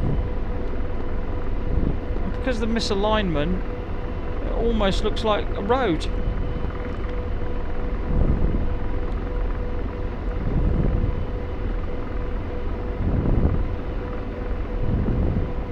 Yeah, it does, doesn't it? It's and now I'm a bit closer, it's a bit easier to see. So. Yeah, it's more defined. But again, the actual position of it, for me, seems like it's 100 foot higher than the actual. Sorry, the flare is actually 100 foot lower than the actual. Yeah, mine's moving around a bit now, actually, more than it has been before. Okay, I'm just checking right onto waypoint 6. Everyone happy to increase speed to 110? Roger that. Yep, 5 happy. 2.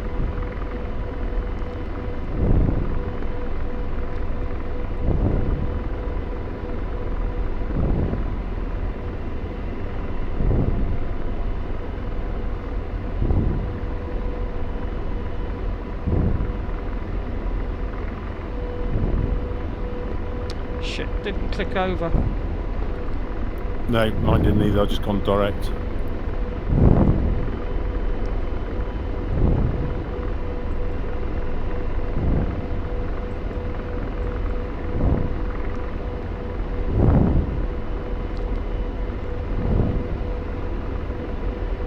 When we go over these mountains, I'm not proposing to drop down any altitude. We'll just stay at this altitude rather than shoot down and climb back up again.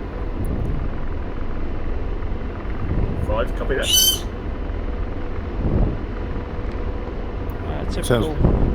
Sounds like your lost you co-pilot's guys. agreed.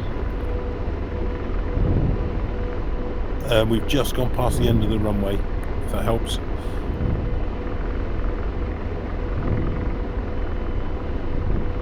Bloody hell, I've gone miles away from you. Got visual. At least I think that's you guys. Yeah, flares seen. Was that your flares or my flares, Mark? Would you like me to tell you how to put them on? Yes, please. I've turned on my CMWS control panel. Yeah, CMWS, if you put it into all the switches up, what the rows on the bottom, Yep. and then just press your flare dispense button if you've got it bound. I think I probably haven't got it bound. No, neither have I. There you go. I can do flares, I don't know how to do cam yet. Right. I shall figure out how to do that. I'm not going to do it now because I'll end up crashing into a mountain.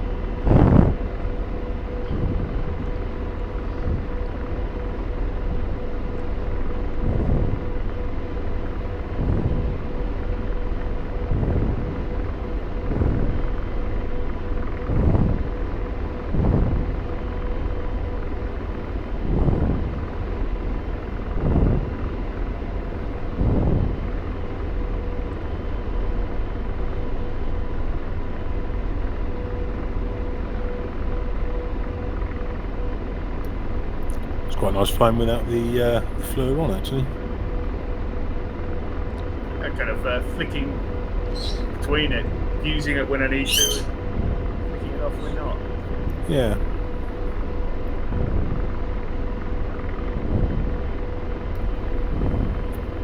The head-mounted display is just awesome. Yeah, it is fantastic.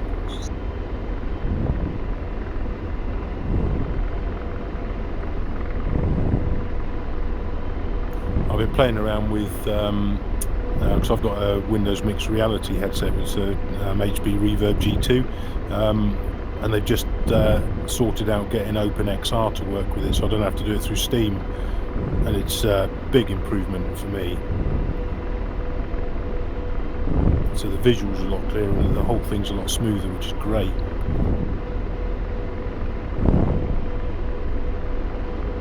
Oh, I don't know, I'm on the really, really old Rift 1. Oh, you're still on the Rift 1, are you? I still have that, yeah. It does the job.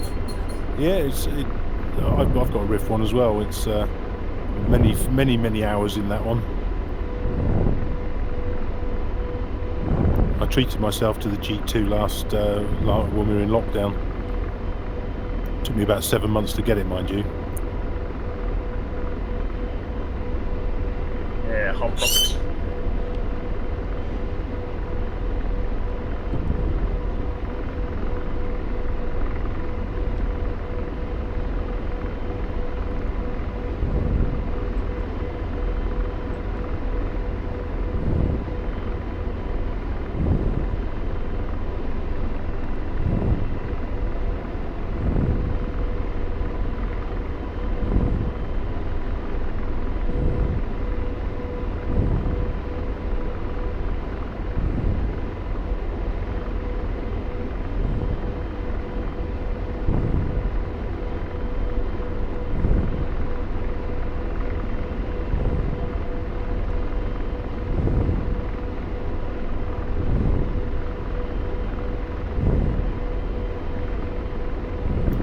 I used to have to turn very far to get onto waypoint 7.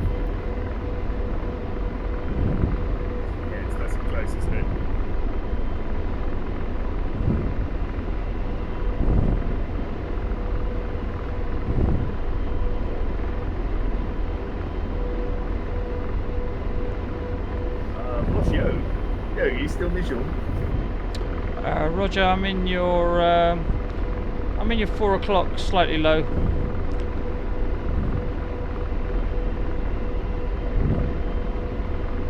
How do you know then?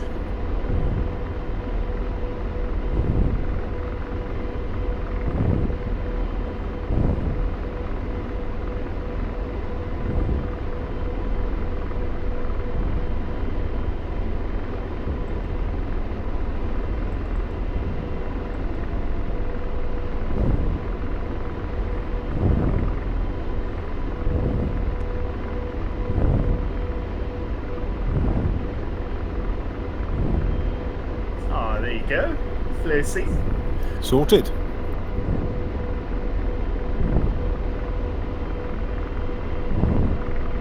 That was easy to sort out. Although you've slowed down quite a bit. Oh, here we go. Yeah. Yeah, I'm still doing 108. Happy to increase it to 120 if people are happy with that. Roger. Five, Roger. I think 120 is the sort of top end of this beast, isn't it? I think so. Before burning the rotors out.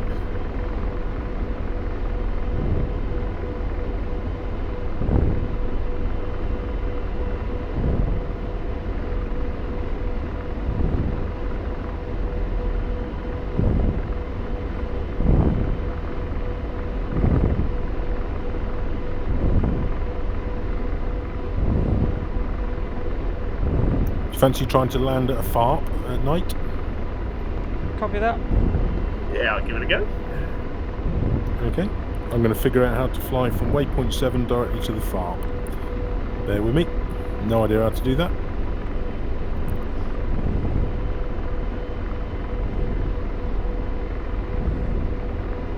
Where did Tom go?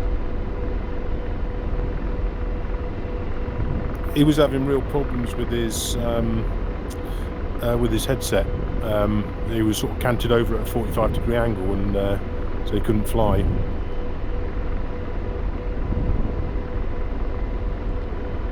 Yeah, he bailed out. Yeah, just as we were all kind of just before we started taxiing. I didn't realise he'd gone.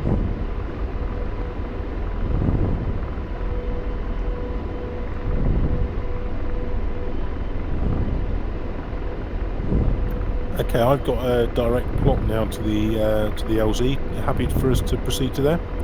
Copy that. Yeah, Roger. Copy that. I'm going to be a right turn. It's roughly 90 degrees, and I'm going to start descending at 500 feet per minute. 2. 5.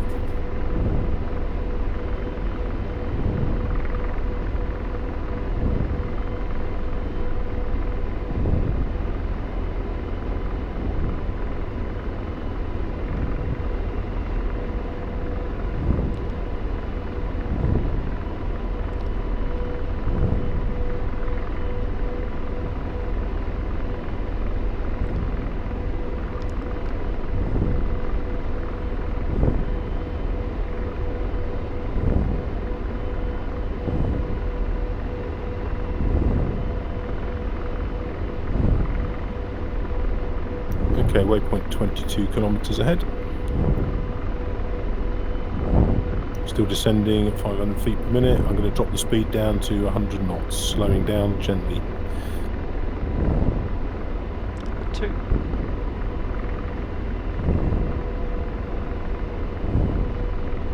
Keeping my my percentage at 48%. 2.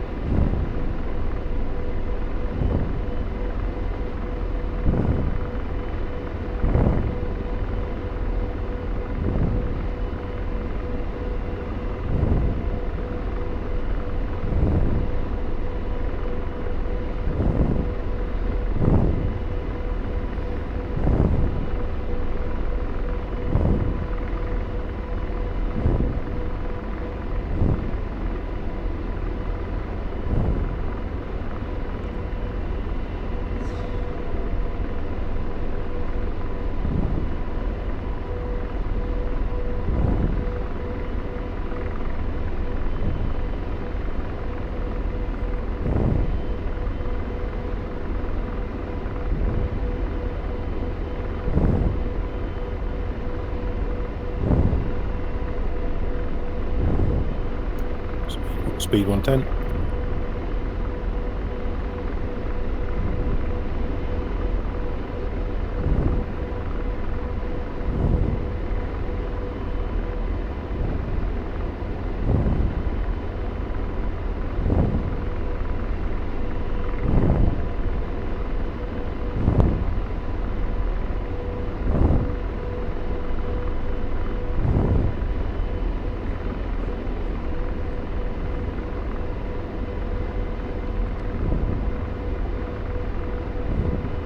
LZ's in sight.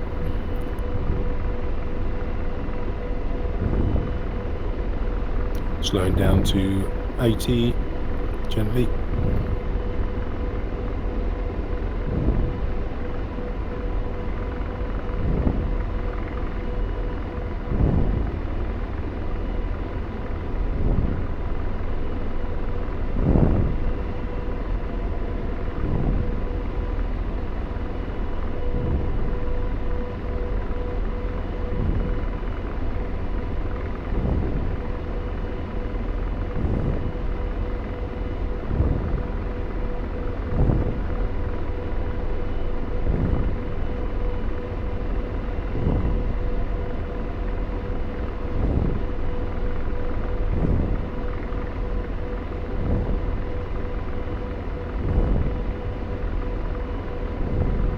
$90.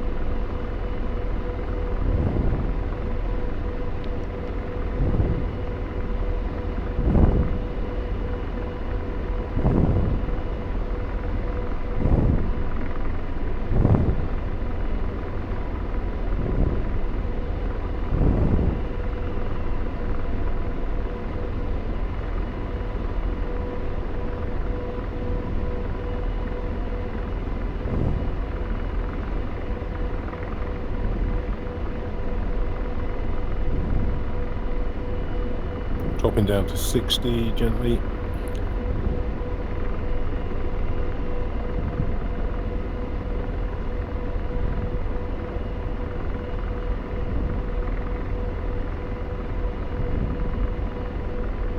Is that the FARP ahead? Yeah, it is. There's three FARPs together.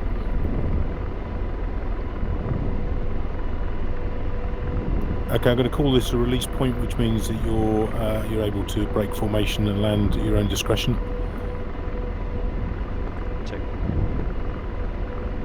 Copy that, thanks, Neil.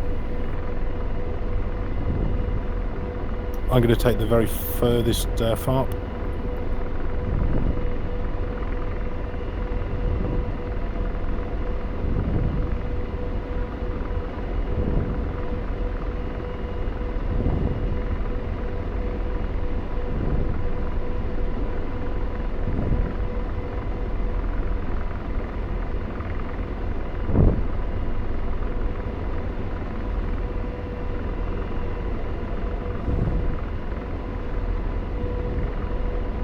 Two will take the nearest.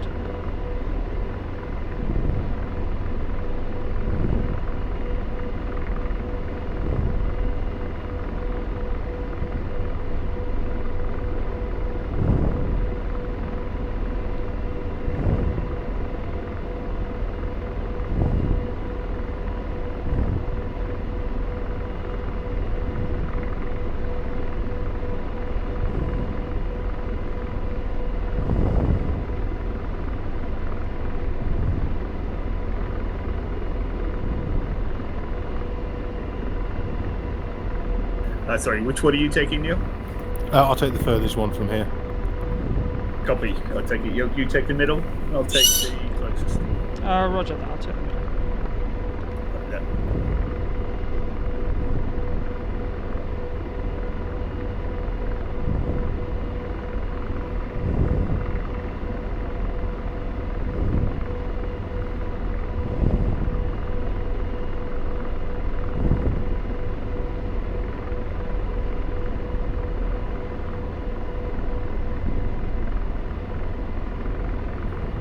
There's actually an airfield over on our right as well. Never even spotted that.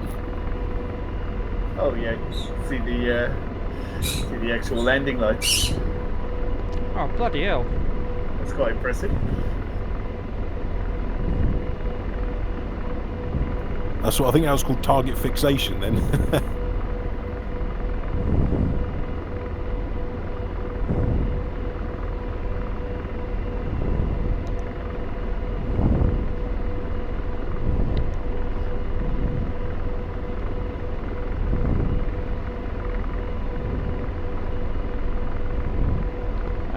Two's going to approach the fart from right to, and then come into the left. Roger. I'm going to swing right and come in, come past you on your right, Yogi. 2.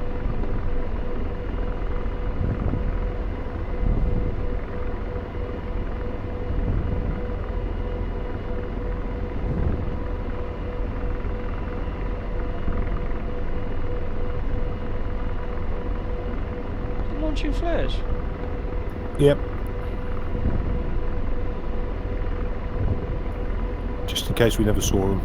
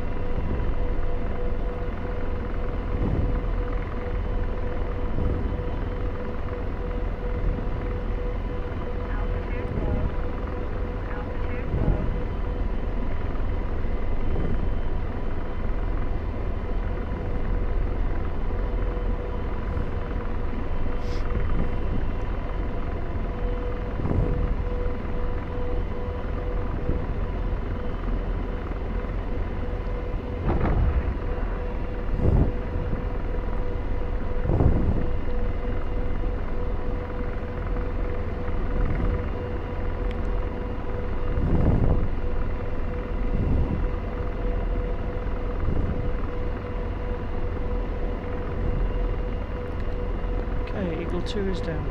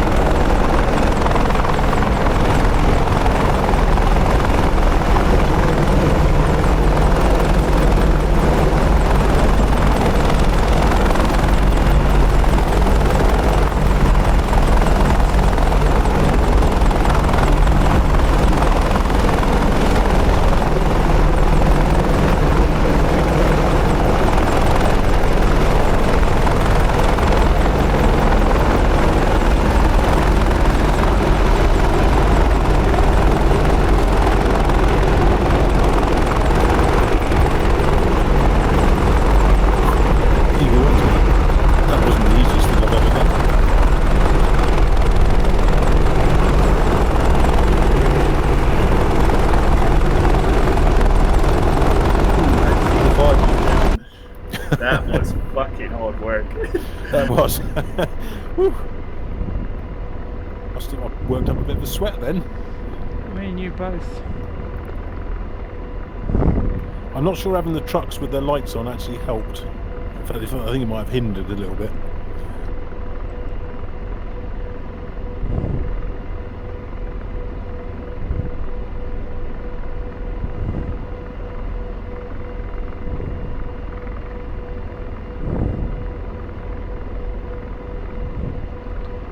Where are we going now, Neil? Direct waypoint 9?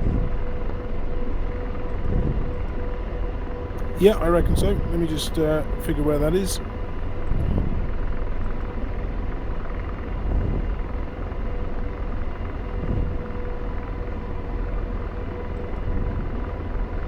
Actually, waypoint 9 is... What is waypoint 9?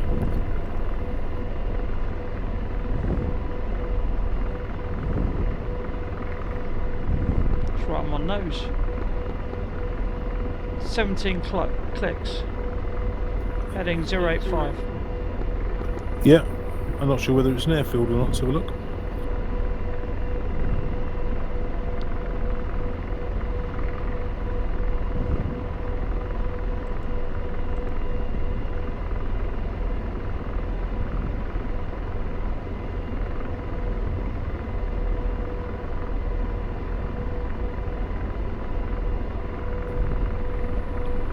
I think that's just a lake. Let's head for Lacatamia, which is, we'll do Dead Reckoning. That is a bearing of 270 for 11 miles. 11 miles or 11 kilometres? 5, copy that. 11 miles, that one. So let me just switch it. If I can figure out how to do that. Just south of, it's south of Nicosia anyway, literally just south of Nicosia. Okay, how do you switch the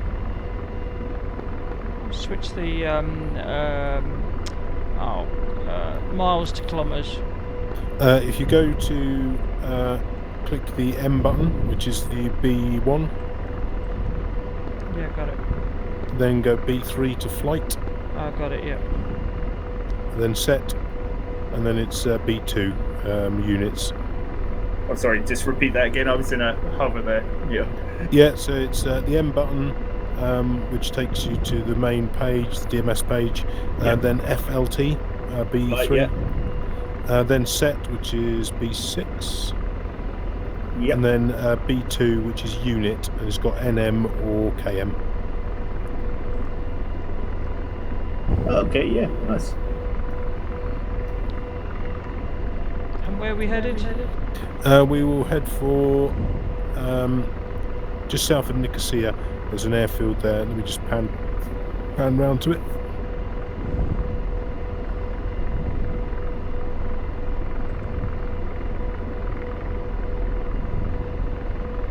Actually, no, there's one a bit closer than that. Bear with me a second. There's one Urcani. Let me be bearing. Yeah, that's the one we passed. Oh, is that the one we passed? That's the a one bit we close passed. then. Yeah. Yeah, we go bearing of 270 due west to Lacatamia, just south of Nicosia, which is 11 miles. Roger, got it. How do we drop something on that as a waypoint? We do that as a cursor. What do we have to do there? So what you do is pan the map so you've got the airfield, which you can see on the. I've got mine set to 27. Yeah, got it. And then you should see it's the blue dot almost directly west of us. Yeah, Lacatamia. Yeah, that's the one. So if you then go point, add, move your cursor over to the airfield, and then when it's over the airfield, just push your cursor to press button, and that drops. Mine comes up as point 12. Yeah, Roger that. Got that. And then all you do is go to RTE, add, select the point 12 with your cursor and depress it again, and then you can then add that on the right hand side by pushing R1 until you see the end, and then you can just push the end button, which is B2, and that adds it in as a waypoint.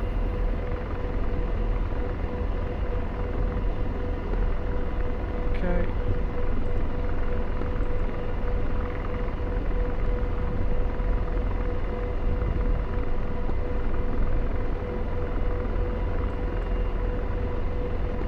Won't add it. I've got it selected. Add waypoint Yeah. 12. Alright. And then you go to RTE, and then you get the list of all the waypoints on the right, Yeah, got it. and then just select end and it drops it in, and then you have to go a direct route to it.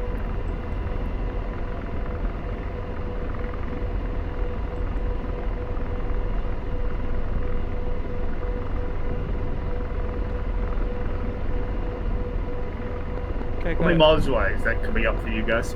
12.3 nautical miles. Yeah, I've got 12.3 as well. Oh, I've picked the wrong thing on the map. Mine's saying 1.8. It's not that close, is it? No, that's probably the one canny, I would have thought. Oh, cool. I'll just follow you guys. Mark, Okay. you didn't land on the fart, man. No, I know. I landed well short. I don't care, mate. He was going down one way or another. Roger that. Okay, so let's go for torch. Let me just set my map to map. There we go. Get rid of that. Track up. Okay, so we go torch, and then we'll proceed. It'll be a sort of a slight right turn to get onto that right track. What bearing? Not don't know at the moment. It's going to be. Call it out yeah. when you're on it. Yeah, it's going to be. Where am I? It's going to be almost due west, about 270. Okay, torch. Beacon.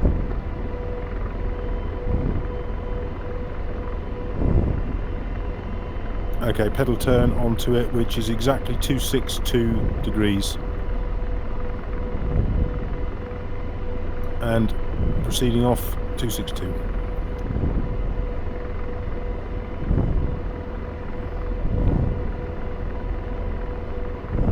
There you go, Yo. Go on the fart there. Better late than never.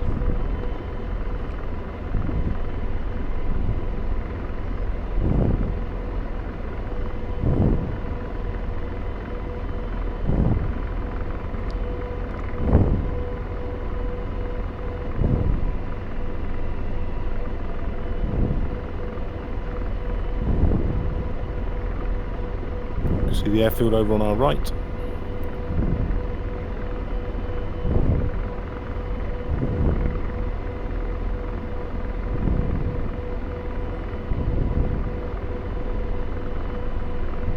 Okay, going to stick to about 90 knots.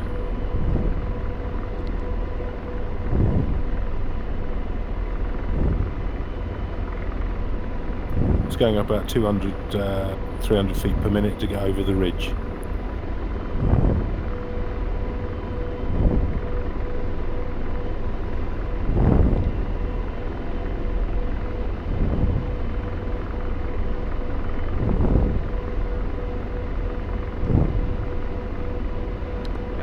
Call it a night once we get there, mate. Yeah, no, I'm the same. Well, we could go and land at the airfield on our right if time's a bit pressing. Yeah, it might be an idea, mate. Okay, call this release point, and we'll swing round and land on that airfield. 2, roger. 5, roger. Swinging right.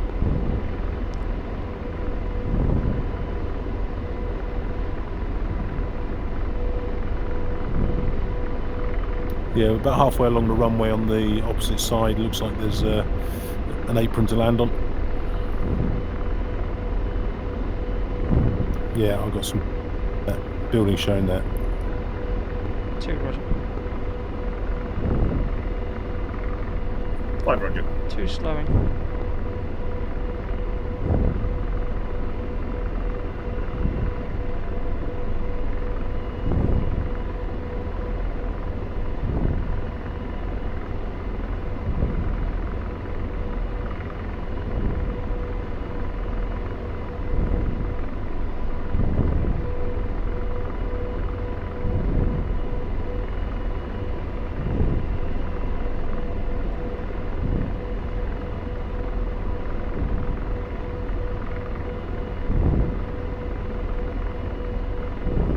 If you don't actually focus on the flare, it's much easier to see it. Unless that's just my old brain struggling.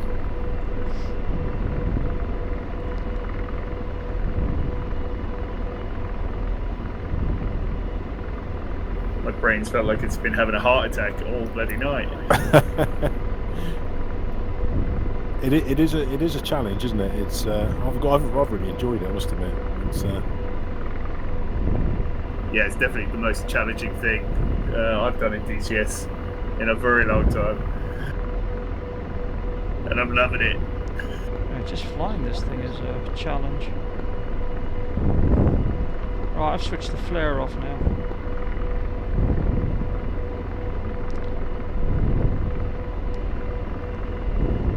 yeah, there's bags of light here. There's all of the aprons all lit up.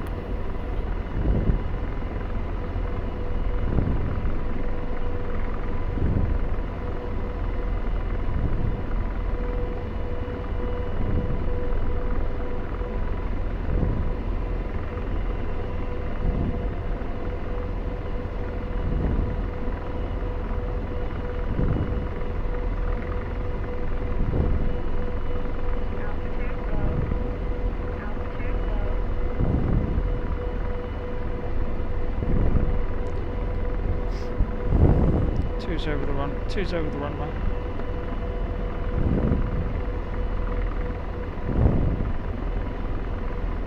Five is landing on the runway on the 28 side.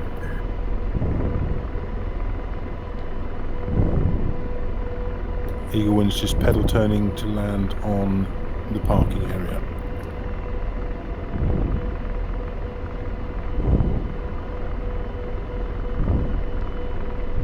And 2 is hover taxiing from the runway. One's down. Oh yeah, got you visual.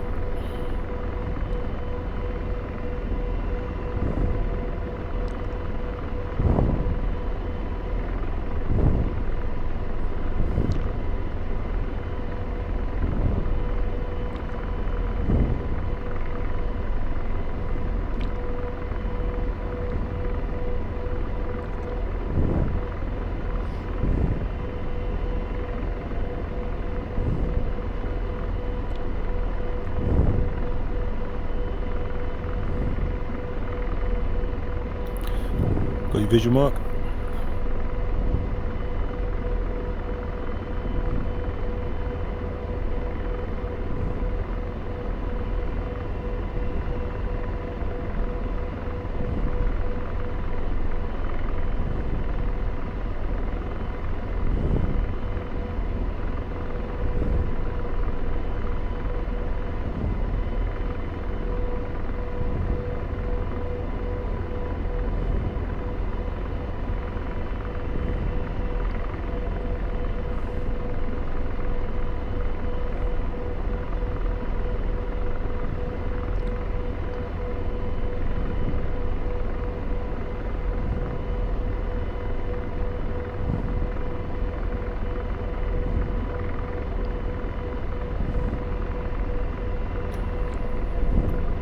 I must admit, I'm sat here in my cockpit watching you two come into land. I've got no shimmers.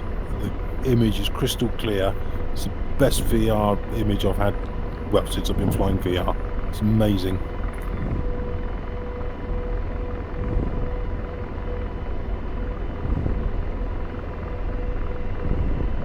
And 5 is just coming into hover taxi now.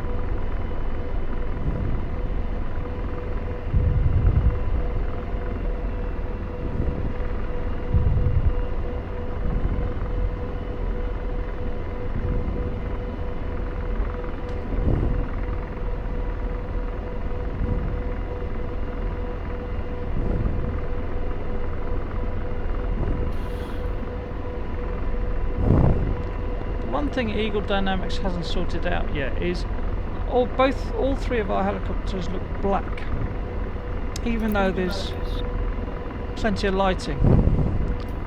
Yeah, I know what you mean. Yeah, there's no definition, is there? It's just, as I say, just deep shadow. Yeah. So we had the same problem in the F-18. So.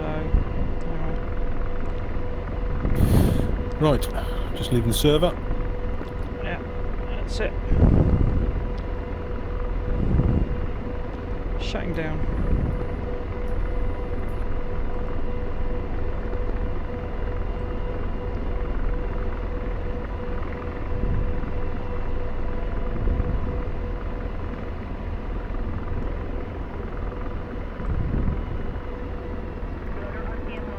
It's probably a fairly quick debrief. I think might have pushed it a little bit too far. It